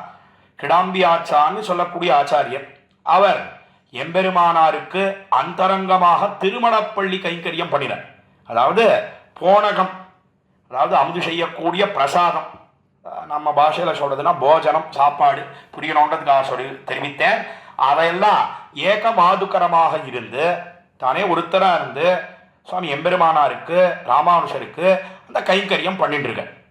அவர் ஒரு சமயம் திருமாலிருஞ்சோலமலை அழகரை மங்களாசாசனம் பண்ணணும், சேவிக்கணுன்றதுக்காக நேராக புறப்பட்டு திருவரங்கம் பெரிய கோயிலிலிருந்து திருமாலிருஞ்சோலமலை மதுரைக்கு சமீபத்தில் இருக்கக்கூடிய திவ்ய தேசம் அங்கே வந்த திருமாலிருஞ்சோலமலை அழகரை சேவிச்சார். சேவிச்ச உடனே திருமாலிருஞ்சோலமலை அழகர் அர்ச்சகம் கேன ஆவேசித்து, ஓ கிடாம்பி ஆச்சானே வந்திருக்கீரே, நம்ம ஒரு ஸ்தோத்திரம் விண்ணப்பம் பண்ணுமே நம்மை பற்றி அக்காலத்தில் தெரிவித்த உடனே இந்த ஸ்லோகம் தான் அவருக்கு ஞாபகம் வந்தது. காலத்தில் தெரிவித்தார், அபராத சஹசிரபாஜனம், ஆயிரக்கணக்கான தோஷங்கள் அபராதங்கள் அதற்கெல்லாம் கொள்கலமாக இருக்கிறேன் முதல்ல தெரிவித்தார். அதை கேட்டான் திருமாலிருஞ்சோலமலை அழகர். ஆஹா, நான் அழகா சொல்றாருன்னு கேட்டான். பதிதம் பீம பவர்ணவோதரே, பயங்கரமாக இருக்கக்கூடிய சம்சாரம்னு சொல்லக்கூடிய ஒரு கடல், அந்த கடலிலே நான் தத்தளிக்கிறேன் என்று தெரிவித்தார். அதையும் கேட்டான். கேட்ட உடனே மேலே அகதிம்னு ஸ்லோகமோல்யோ, அகதிம் சரணாகதம் ஹரேன்னு ஸ்லோகமோல்யோ, அகதிம் அப்படின்னு சொன்ன உடனே ஓய் நிறுத்தும். காலத்தில் திருமாலிருஞ்சோலமலை அழகர் சோதிவாய் மலர்ந்து அருளி செய்தான், அகத்தின்னு சொல்லாதையும் நம் ராமானுஷரை உடையவராக இருந்து வைத்து ஒரு நாளும் அகத்தின்னு சொல்லக்கூடாது, கதியற்றவன்னு சொல்லக்கூடாது. அக்காலத்தில் எம்பெருமான் அபிப்பிராயத்தோட தெரிவித்தான் என்று பார்க்கிறோம். அதே போலத்தான் ஆண்டாள் அகத்தின்னு சொன்னது கண்ணபிரானுக்கு மனசிலே வருத்தத்தை ஏற்படுத்தினது. மேலே அவர்கள் ஆசைப்பட்டதையெல்லாம் விண்ணப்பம் பண்ண அதையெல்லாம் கொடுத்தான் என்று திருப்பாவையிலே பார்க்கிறோம். எதுக்காக சொல்ல வந்தேன்னா, அவ்விடத்திலே இந்த அபராத சஹசிர பாஜனம் என்கிற ஸ்லோகத்தை எடுத்து அதற்கு சேர இந்த கிடாம்பி ஆச்சானுடைய ஐதிஹ்ய நடந்த நிகழ்ச்சி எடுத்து காட்டுகிறார்கள் நம்முடைய பூர்வாச்சாரியர்கள். பிரசங்காத இந்த ஸ்லோகத்தை அனுபவிக்கும் காலத்தில் அடியன் விண்ணப்பித்தேன். ஆக ஸ்லோகத்தில் 48வது ஸ்லோகத்தில் சொன்ன அர்த்தம் என்ன என்னால், எம்பெருமானே கேவலம் உன்னுடைய நிர்ஹேதுக கிருபை, அதற்கு நம்மை விஷயமாக ஆக்க வேணும் என்று தெரிவித்த 48வது ஸ்லோகத்தை தலை கட்டினார். தொடர்ந்து 49வது ஸ்லோகத்தை இப்பொழுது நாம் அனுபவிக்கலாம். அவிவேக கணந்த திங்முகே பகுதா சந்தத துக்க வரிஷிணி பகவன் பவதுத்தினே பதஹ ஸ்கலிதம் மாமவலோகயாச்யுதா. 49வது ஸ்லோகத்தை நாம் பார்க்கிறோம் இந்த ஸ்தோத்திர ரத்னத்திலே. அநேகமா கீழே 48வது ஸ்லோகம் அவ்விடத்தில் நைச்சானுசந்தானம் பண்ணினார்னு கீழே பார்த்தோமே, அதே போல இந்த ஸ்லோகத்திலேயும் நம்முடைய நிகர்ஷம் தாட்சியெல்லாம் சொல்றார். எப்படி இருக்காருன்னா, அவிவேக கணாந்த திங்முகே பகுதா சந்தத துக்க வரிஷினி பகவன் பவதுத்தினே பதஹா. பகவன் எம்பெருமானை முதல்ல அழைத்து, எம்பெருமானே பகவான்னு சொன்னா அவன் எப்படி இருக்கான்? பகவத் சப்தத்துக்கே என்ன அர்த்தம் என்னால், ஞான சக்தி பலைஸ்வர்ய வீரிய தேஜாம்சி அசேஷதா பகவத் சப்த வாச்சியானி வினாயேகே குணாதிபிகி என்று ஒரு பிரமாண ஸ்லோகத்தை எடுத்து நம்முடைய பூர்வர்கள் தெரிவிக்கிறார்கள். அதாவது பகவ த பன்னு சொல்லக்கூடியது ஞானம் சக்தி சொல்லக்கூடிய 2 குணங்களை காட்டும். அதற்கு மேலே பல ஐஸ்வர்யம்னு சொல்லக்கூடிய 2, அது கா என்கிற ஒரு எழுத்தானது காட்டுகிறது. அதற்கு மேலே வான்னு சொல்லக்கூடியது வீரிய தேஜஸ் சொல்லக்கூடிய 2 குணங்கள். அதற்கு மேலே அன்னு சொல்லக்கூடியது அது எதை காட்டுகிறது என்னால், வினா ஏகை குணாதிபிகி, கெட்ட குணங்களே கிடையாது எம்பெருமானிடத்துல. கெட்ட குணங்கள், கேய குணங்கள், தாழ்ந்த குணங்கள் அதற்கெல்லாம் எதிர்த்தட்டாக இருக்கிறான் எம்பெருமான் என்ன ஒரு பிரமாணத்தை எடுத்து காட்டுகிறார்கள். அதை திருவுள்ளத்திலே கொண்டு இங்க பரமாச்சாரியரான ஆளவந்தார் அவர் என்ன தெரிவிக்கிறார்னா, பகவன் பவதுத்தினே பதஹா ஸ்கலிதம் மாம் அவலோகய அச்சுதா. அச்சுதான்னு சொன்னார், பகவன்னு சொன்னார். அதற்கு மேலே அச்சுதான்னு சொன்னார், அடியார்களை கை நழுவ விடாதவனாக இருக்கிறான். நச்யாவயதி அச்சுதா என்ன தெரிவிக்கிறார்கள் சம்ஸ்கிருதத்திலே. அவனை பத்தியாச்சுன்னு சொன்ன ஒரு நாளும் கைவிடுவதே கிடையாது. கிருஷ்ணனையே நாதனாக கொண்டார்கள். கிருஷ்ணாஸ்ரயாக கிருஷ்ணபலாக கிருஷ்ணநாதாச்ச பாண்டவாக பார்க்கிறோமே. அதனால் தானே அவர்களுக்காக எத்தனை காரியங்கள் ஒன்னா ரெண்டா அல்லும் பகலும் அவர்களை பற்றியே நினைத்து அவர்களுக்கு எத்தனையோ காரியங்கள் பண்ணினான் எம்பெருமான்னு பார்க்கிறோம். அதனாலே இப்பொழுது என்ன தெரிவிக்கிறார் என்னால் எம்பெருமானே அவிவேகம் சொன்னா பகுத்தறியக்கூடிய ஞானம் எனக்கு இல்லை. அதாவது தேகம் வேறு, தேகத்தை காட்டில ஆத்மான்னு ஒன்று இருக்கு, அந்த ஞானமும் இல்லை. அதற்கு மேலே நல்லது எது கெட்டது எது என்ன பகுத்தறியக்கூடிய அறிவும் நமக்கு இல்லை. அதற்கு மேலே உபாதேயம் தியாஜ்யம், கொள்ளத்தக்கது எது தள்ளத்தக்கது எது, அந்த ஞானமும் நமக்கு இல்லை. இதுக்கெல்லாம் காரணம் என்ன? வேற ஒன்றும் இல்லை, இந்த தேக சம்பந்தம் தான் காரணம். அது மறுபடியும் பிறந்து கொண்டு இருக்கிறபடினாலே நான் அவிவேகனாக இருக்கிறேன். அவிவேக கணாந்த திங்முகே பகுதா சந்தத துக்க வருஷினி. என்ன பெரிய மேகம், மழை காலத்திலே அந்த மேகத்தினாலே எல்லா இடத்திலையும் ஒரே அந்தகாரம், இருள் சூழ்ந்து கொண்டிருக்கிறது.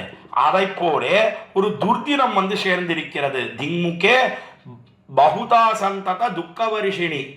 என்ன ஒரே ஒரு நாள் இருந்துட்டு மாத்திரம் போயிடுறதா? கண அந்த திங்முகேன்னு சொன்னா இந்த மேகமானது மேகத்தினுடைய இருளாலே சூழப்பட்ட இந்த துர்தினம், அந்த துர்தினம் ஒரே ஒரு நாள் இருந்துட்டு போயிடுறதா சொன்னா கிடையவே கிடையாது. இடைவிடாமல் மழை பொய்ந்ததுன்னு சொன்னா அந்த மேகமெல்லாம் மேகக்கூட்டங்கள்லாம் இருந்ததுன்னு சொன்னா எப்படி இருள் சூழ்ந்து கொண்டிருக்குமோ அதை போலே சூழப்பட்டு நான் இருக்கிறேன் என்று தெரிவித்து பகுதா சந்தத துக்க வருஷினி, இடைவிடாமல் துக்கம்தான் என்று தெரிவித்து பகவன் பவ துர்தினே பதஹா என்ன இந்த துர்தினத்திலே நான் அப்படியே விழுந்திருக்கேன்.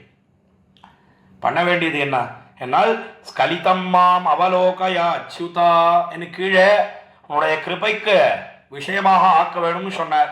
இப்பொழுதோ நம்மை நன்றாக திருக்கண்களாலே கட்டாட்சி தருள வேணும். அங்கனிரண்டும் கொண்டு எங்கள் மேல் நோக்குதியேல் எங்கள் மேல் சாபம் இழிந்து என்ன ஆண்டாள் தெரிவித்தாளோ இல்லையோ தன்னுடைய திருப்பாவையில 22ஆம் பாசுரத்துல. அதே பிரகாரம் எம்பெருமானே மாம் அவலோகையா என்ன நம்மை நன்றாக கட்டாட்சித்து அருள வேணும். கட்டாட்சித்தால் தான் இந்த இருளானது விலகும், இல்லைனா ஒரு நாளும் இந்த இருள் விலகவே விலகாது என்று தெரிவித்த 49ஆம் ஸ்லோகத்திலே தெரிவித்து தம்முடைய பிரார்த்தனையை முன்வைத்து தலை கட்டுகிறார். தேவரீருடைய திருக்கண்களாலே நம்மை குளிர கட்டாட்சித்து அருள வேணும். தேவரீர் தான் பகவானாக எழுந்தருள் இருக்கிறீர், அச்சுதனாக இருக்கிறீர். தேவரீர் ஒரு நாளும் உம்மை பத்தியாச்சுன்னு சொன்னா கைவிடவே மாட்டீர். நீர் நம்மை கைவிடக்கூடாது. நானோ கீழே கிருபையா கேவலம் ஆத்மசாத்குருன்னு கீழே தெரிவித்த அளவந்தார். இப்பொழுதோ திருக்கண்களாலே குளிர கட்டாட்சி தருள வேணும். அதுவும் யாரை எம்பெருமான் கட்டாட்சிக்கிறானோ அவனுக்குத்தான் எம்பெருமானிடத்துல விசேஷமான பக்தி ஏற்படுறது. எப்பொழுது கட்டாட்சிக்கணும்னா ஜாயமானம் ஹி புருஷம் எம் பஷ்யேன் மதுசூதனஹா சத்விக சது விஜ்ஞேயா சபை மோக்ஷார்த்த சிந்தகா என்கிற பிரமாண ஸ்லோகத்தை எடுத்த இந்த ஸ்லோகத்தின் வியாக்கியானத்திலே உரையிலே சுவாமி பெரியவாச்சான் பிள்ளை காட்டுகிறார். எவனை இதுக்கே ஜாயமான காலகடாட்சம்னு பேர்.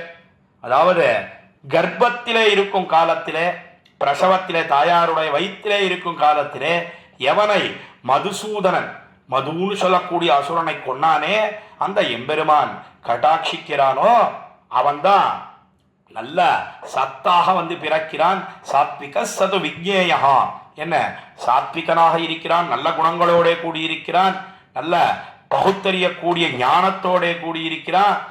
முக்கியமா மோட்சத்துல அவனுக்கு தான் ஆசை ஏற்படுறது. மோட்சம் மோட்சம்னு சொன்னா விடுதலை, சம்சாரத்திலிருந்து விடுதலை, முக்தியை அடைந்து எம்பெருமானுக்கு கைங்கரியம் பண்ணணும் அப்படின்ற ஆசை ஏற்படணும்னா கர்ப்பத்திலே இருக்கும் காலத்துல எம்பெருமான் கண்ணை திறந்து கட்டாட்சிக்கணும்.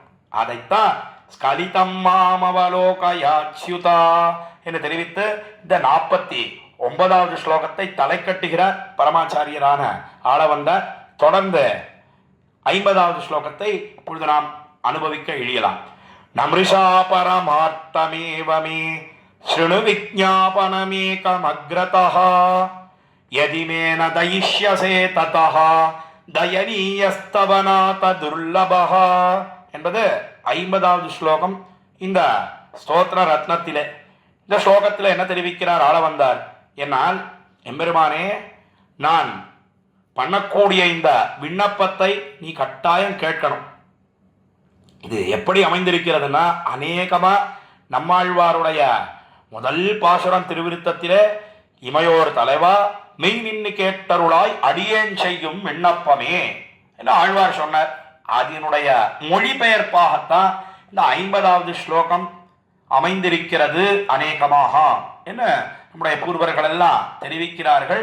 நம்ருஷா பரமார்த்தமேவமே என்ன, நம்ருஷான்னு சொன்னா நான் சொல்லக்கூடிய இது பொய் அன்று, பரமார்த்தமேவா இது உண்மையிலேயே சத்தியம்தான். சம்சாரி பொதுவா சொன்னான்னு சொன்னா அது பொய்யும் போலே இருக்கக்கூடிய ஒண்ணுதான். எதை போலன்னா, இதுக்கு வேடிக்கையா அடியனுடைய திருப்பாட்டினார் ஒரு கதை தெரிவிப்பார். தாத்தா காலக்ஷேபங்களே ஒரு கதை தெரிவிப்பார். இந்த காலத்துல ஒரு அர்ச்சகர் சுவாமி இருந்தார். ஒரு கோயில்ல அவர் நித்தியம் எம்பெருமானுக்கு திருவாராதனம் பண்ணிவிட்டு அந்த திருக்காப்பையெல்லாம் ராத்திரி வேளையில சாத்தி விட்டு அவர் புறப்பட்ட கிரகத்துக்கு போய் படுத்துக்கணும். அவருக்கு ஏதோ சம்சாரத்துல ரொம்ப கஷ்டம். கஷ்டத்தினாலே நித்தியம் என்ன பண்றாருன்னா, அவருக்கு ஆழ்வார் பாசுரம்லாம் நல்லா தெரியும். நம்மாழ்வாருடைய பாசுரம், நம்மாழ்வார் ஒரு பாசுரத்துல என்ன தெரிவிக்கிறார்னா, கூவிக்கொள்ளும் காலம் இன்னும் குறுகாதோ. எம்பெருமானே, இந்த கூவிக்கொள்ளும் காலம் இன்னும் அது குறுகாதா, சீக்கிரமாக உன்னுடைய திருவடியிலே என்னை சேர்த்து கொள்ள மாட்டாயா என்ன ஆழ்வார் ஒரு பாசுரத்துல தெரிவிக்கிறார். அந்த பாசுரமும் நல்லா தெரியும், அதனுடைய அர்த்தமும் தெரியும். சம்சாரத்துல ரொம்ப கஷ்டம் அந்த அர்ச்சகர் சுவாமிக்கு, ரொம்ப வறுமை. அதனால என்ன பண்ணாருன்னா, நித்தியம் ராத்திரி வேளை பீகமுத்திரை ஆகணும், அதாவது கதவை மூடிட்டு தன்னுடைய திருமாளிகையில போய் படுத்துக்கணும், வீட்டில் போய் படுத்துக்கணும். அதுக்கு முன்னாடி என்ன பண்றாரு இந்த அர்ச்சகர் சுவாமின்னா, எம்பெருமான் சன்னதி திருமுன்பை நின்றுண்டு, பெருமானே ரொம்ப கஷ்டமா இருக்கு, கூவிக்கொள்ளும் காலம் இன்னும் குறுகாதோ, சீக்கிரமாக இந்த பிறவியை முடிக்க மாட்டாயா, தொலைக்க மாட்டாயா என்னெல்லாம் ரொம்ப நாளை சொல்லிட்டு இருக்கேன். அந்த அர்ச்சகர் சுவாமி கிரகத்துக்கு சீக்கிரமா போகல. அந்த கோயிலை காக்கக்கூடிய ஒரு காவலாளி இருந்தான். அவன் பார்த்தான். அவன் பார்த்துட்டு அதெல்லாம் கேட்டுட்டு, என்னடா இது, இவர் நித்தியம் இதே ரோதனையா போச்சு, இவரோட இதே தலையெழுத்தா போச்சு, இப்படி நின்று கூவிக்கொள்ளுங்காலம் இன்னும் குறுகாதோ, சீக்கிரமா முடிக்க மாட்டாயா, பிறவியை முடிக்க மாட்டாயான்னு சொல்லிட்டு இவர் சீக்கிரம் போனா கதவையெல்லாம் பூட்டிட்டு நாம போய் படுத்துக்கலான்னு பார்த்தா நம்மால தூங்கவே முடியல. என்னடா அது, எப்படி இதை தடுக்கிறது என்ன அந்த காவலாளி பார்த்தான். பார்த்துட்டோம் ஒரு நாள் என்ன பண்ணான், ஏன்னா இவருக்கு தெரியாம எம்பெருமானுடைய கர்ப்ப கிரகத்துக்குள்ள வந்து சன்னதிக்குள்ள வந்து மறைஞ்சுட்டு நின்னுட்டோ. இவர் வழக்கம் போல எல்லாத்தையும் முடிச்சுட்டோ, கூவிக்கொள்ளும் காலம் இன்னும் குறுகாதோ அப்படின்னு சொன்ன உடனே அவன் என்ன பண்ணான், என்ன மறைஞ்சுட்டு இருந்த அந்த காவலாளி, நான் தான் பெருமாள் வந்திருக்கேன், வரையா, வண்டி சித்தமா இருக்கு, போகலாமா அப்படின்னு உடனே தூக்கி வாரி போட்டுது. என்னது, பெருமாளா பேசுறது? ஆமா, நான் தான் வந்திருக்கேன் அந்த காவலாளி தெரிவித்தான். தெரிவித்த உடனே அர்ச்சகர் சுவாமி, இப்படி திடீர்னு வண்டி வந்திருக்கு, போலான்னு கூட்டா என்ன பண்றது, குழந்தைகளுக்கெல்லாம் ஃபீஸ் எல்லாம் கட்டணும், எக்ஸாம் எல்லாம் வரப்போகுது, ஒரு 24 மணி நேரமாவது அவகாசம் கொடுக்க வேண்டாமா, 24 hours நோட்டீஸ் ஆகுது வேணாமா, நம்மெல்லாம் சொல்ற முடியும். அதை போல தெரிவித்தார் அந்த அர்ச்சகர் சுவாமி. சரி, 24 மணி நேரம் அவகாசம் தானே கொடுக்குறேன், நாளைக்கு இதே சமயம் சித்தமா இங்க இந்த வண்டியை கொண்டு வந்துறேன், அப்பா வா பார்க்கலாம் என்ன சொன்ன உடனே இவர் கிரகத்துக்கு போனார், வீட்டுக்கு போனார். மறுநாள் கோயிலுக்கே வரல. இவருடைய ராஜினாமா கடிதம் தான் வந்தது, என்ன ரெசிக்னேஷன் லெட்டர் தான் வந்தது. எங்கேயாவது வந்து ஆஷன் போயிட்டா என்ன பண்றது, பயந்து நடுங்கி போனார். வேடிக்கையாக அடியனுடைய திருப்பாட்டனார் தாத்தா தம்முடைய காலக்ஷேபங்களிலே தெரிவிப்பார். எதுக்காக சொல்ல வந்தேன்னா, சம்சாரின்னு சொன்னா அவன் பண்ணக்கூடிய ஒரு சரணாகதி இருக்கேன். அதாவது அர்ச்சகர் சுவாமி என்ன பண்ணார், பொய்யும் போலையும் கூவிக்கொள்ளுங்காலம் இன்னும் குறுகாதோன்னு சொல்றார். ஆனா உண்மையிலே இன்னைக்கே கொடுக்குறேன்னு சொன்னா யாராவது ஆசைப்படுவோமா? ஒரு நாளும் ஆசைப்படவே மாட்டோம். எத்தனையோ காரியங்கள் சொல்லுவோம், இருக்கட்டும். எதையோ விசேஷமா சில பேர் சொல்றா, எம்பெருமானை உன்னுடைய கைங்கரியத்தை விட்டுட்டு போறதா, அது உண்மையாகவும் இருக்கட்டும். ஆனா பெரும்பாலும் அது போட்கனாக இருக்கக்கூடியதுதான் நாம் சொல்லக்கூடிய வார்த்தையும். அந்த வேறுபாடை காட்டணுன்றதுக்காக எதுக்காக சொல்ல வந்தேங்கன்னா, நம்ருஷா பரமார்த்தமேவமே, எம்பெருமானே சம்சாரி சொல்ற வார்த்தையை போல நினைக்காத, இது உண்மையிலேயே சத்தியமான வார்த்தை தான். நம்ருஷா பொய் அன்று, என்ன அன்வய வத்திரேகங்கள் இரண்டாலையும் காட்டுற. அன்பய பிரேத்திரேகங்கள் இரண்டுன்னு சொன்னா என்ன, என்னால் இது பொய் அன்றுன்னு சொல்ற, இது சத்தியமேன்னு தெரிவிக்கிறார். பரமாத்மேவமே மே ஸ்ருணு விஜாபனமேகம் அக்ரதா, என்ன என்னுடைய இந்த விண்ணப்பம் ஏகம் விஜாபனம், இதை நீ கட்டாயம் கேட்டருள வேணும், முதற்கண் கேட்டருள வேணும். ஏகம் அக்ரதா என்று முதலிலே இருக்கக்கூடிய இந்த விஜாபனத்தை நீ திருச்செவி சாத்தியருள வேணும். இந்த விண்ணப்பத்தை என்ன எதனாலே தெரிவித்தார்னா, மேல காரியம் பண்றதா வேண்டாமா அதெல்லாம் அப்புறம் பிற்பாடு ஆராய்ந்து பார்த்து கொள்ளலாம், முதல்ல நான் சொல்றத கேளு எம்பெருமானே. என்ன அடியேன் செய்யும் விண்ணப்பமே இமையோரு தளவா மெய் நின்னை கேட்டருளாய் அடியேன் செய்யும் விண்ணப்பமே நம்மாழ்வார் சொன்னாரோ இல்லையோ, அதே போலத்தான் எம்பெருமானே ஆளவந்தார் தெரிவிக்கிறார்.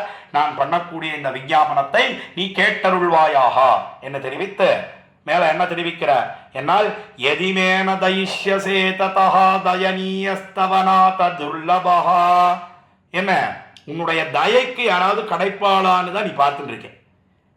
உன்னாலே ரட்சிக்கப்படக்கூடியவர்கள் யாராவது கிடைப்பார்களா, அதைத்தானே நீ பார்த்துட்டு இருக்க. அதுக்காக தானே நான் வந்திருக்கேன். என்ன ரட்சிக்காமல் விட்டுட்டாயே, ஆனால் உனக்கு யார் கிடைப்பார்கள் எம்பெருமானே என்பதைத்தான் மேல் 2 வரிகளாலே தெரிவிக்கிறார். எதுமே ந தைஷ்யசே, என்ன ஒருவேளை என்னிடத்துல நீ கிருபையை பொழியவில்லைன்னு சொன்னா, ததா தயனீயஸ்தவநாத துர்லபஹா, என்ன உனக்கு தயைக்கு விஷயமாக யார் கிடைப்பார்கள், என்ன தயைக்கு விஷயமாகவும் நான் இருக்கிறேன், அதற்கு மேலே எனக்கும் உனக்கும் சம்பந்தமும் இருக்கு, பிராப்தியும் இருக்கு, அதைத்தான் நாதான்னு தெரிவித்தார். நீ நாதனாக இருக்கிறாய், உனக்கே அத்து தீர்ந்தவனாக நான் இருக்கிறேன், உன்னுடைய தயை அதை என் பேரிலே பொழியலன்னு சொன்னா உனக்கு வேற யாருன்னா கிடைப்பா, யாருமே கிடைக்க மாட்டா. அதனால எம்பெருமானே உனக்கும் விஷயம் நான் தான், எனக்கும் விஷயம் நீ தான், என் பேரிலே கிருபையை பொழிவாயாக என்று தெரிவித்து இந்த 50வது ஸ்லோகத்தை தலை கட்டுகிறார். தவநாத துர்லபகா, நீயே என்ன தெரிவித்தாய், சமகாத்மா துர்லபகா, நீயே வேணும்னு தெரிவிக்கக்கூடிய ஒருத்தன் கிடைக்க மாட்டேன் என்கிறானே என்னதான் வருத்தத்தோட கண்ணபிரான் தன்னுடைய சோதிக்கு எழுந்தருளினான். தன்னுடைய சோதின்னு சொல்லக்கூடிய பரமபதத்துக்கு எல்லாம் கண்ணன்னு சொல்லக்கூடிய ஒருத்தன் கிடைக்க மாட்டேன்றானே, அப்படித்தானே நீ சொல்லிட்டு போயிருக்க. அப்படி இருக்கச்சே உன்னுடைய தயையே எதிர்பார்த்திருக்கிறேன் நான். உனக்கும் ரட்சணம் பண்றதுக்கு யாராவது ஆள் கிடைக்கணும், அந்த தொழில் பண்றதுக்காகத்தானே நீங்க வந்திருக்காய், இல்லைன்னா அங்கேயே இருக்கலாமே. பரமபதத்திலேருந்து எதுக்காக இங்க வந்து அவதாரங்கள்லாம் பண்ணணும் எம்பெருமான், அர்ச்சாவதாரத்திலே எதுக்காக எழுந்தருள் இருக்க வேணும், என்ன எல்லாரும் கிடைக்கணும், எல்லாரும் வரணும், அவர்களை எல்லாம் அழைத்து கொண்டு போகணும், அங்க பரமபதத்திலே நிச்சலம் கைங்கரியம் பண்ணணும், இதுதானே உனக்கு ஆசை. உன்னுடைய தயைக்கு யாராவது கிடைத்தால் தானே உன்னுடைய தயை பிரயோஜனப்படும். இல்லைன்னா பரமபதத்துல இருட்டறையில் விளக்கு போலே பிரகாசிப்பது இங்கே இருட்டறை போலே பகல் வளர்க்கப்பட்டு இருக்கும் பரமபதத்திலே உன்னுடைய தயனீய குணங்கள் எல்லாம், சௌலபியம் சௌசீல்யம் சொல்லக்கூடிய குணங்களுக்கெல்லாம் அங்க யாருமே கிடையாது. எல்லாரும் எம்பெருமான போலவே இருக்கா, கைங்கரியம் பண்ணிட்டு இருக்கா. ஆனா இங்கதானே உனக்கு ஆள் கிடைக்கிறா. அப்படி இருக்கச்சே என்னிடத்திலே தயை பொழியாமல் நீ விட்டு விட்டாயே, ஆனால் உனக்கு யார் கிடைப்பார்கள், அதனாலே கட்டாயம் கிருபையை பொழிய வேணும் என்று தெரிவித்த 50வது ஸ்லோகத்தை தலை கட்டுகிறார். ஆஹா, 5 ஸ்லோகங்களை இன்றைய தினம் இங்கே அனுபவித்தோம்.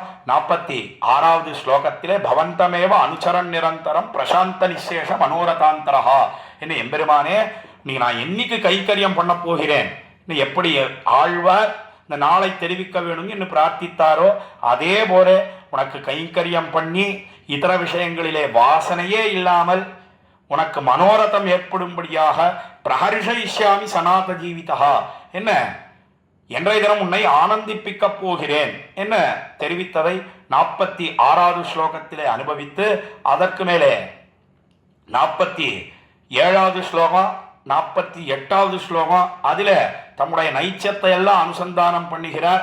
எப்படி தெரிவிக்கிறார்னா, திகசுதிம் அவிநீதம் நிர்தயம் மாமலஜம் என்று 4 விசேஷணங்களாலே தான் எப்படி பரிசுத்தனாக இல்லாமல் இருக்கிறார் என்பதனையும், வினயம் இல்லை தமக்கு என்பதனையும், நிர்தயராக இருக்கிறார் என்பதனையும், வெட்கமே இல்லை என்பதனையும் தெரிவித்து, எம்பெருமானே நானா இப்ப என்ன ஆசைப்படுறேன், என்ன நான் போய் இதை ஆசைப்படலாமா, பெரிய பெரிய யோகித்யேயர்கள் அவர்களுக்கே எட்டாத கனியாக பழமாக இருக்கக்கூடியது கைங்கரியம், நித்திய கைங்கரியம், அதை ஆசைப்படுவது மாத்திரமன்னு அதிலேயே திளைக்க வேணும் என்று நாம் ஆசைப்படுகிறோமே, இது எங்கேயாவது சேருமா? சேராது.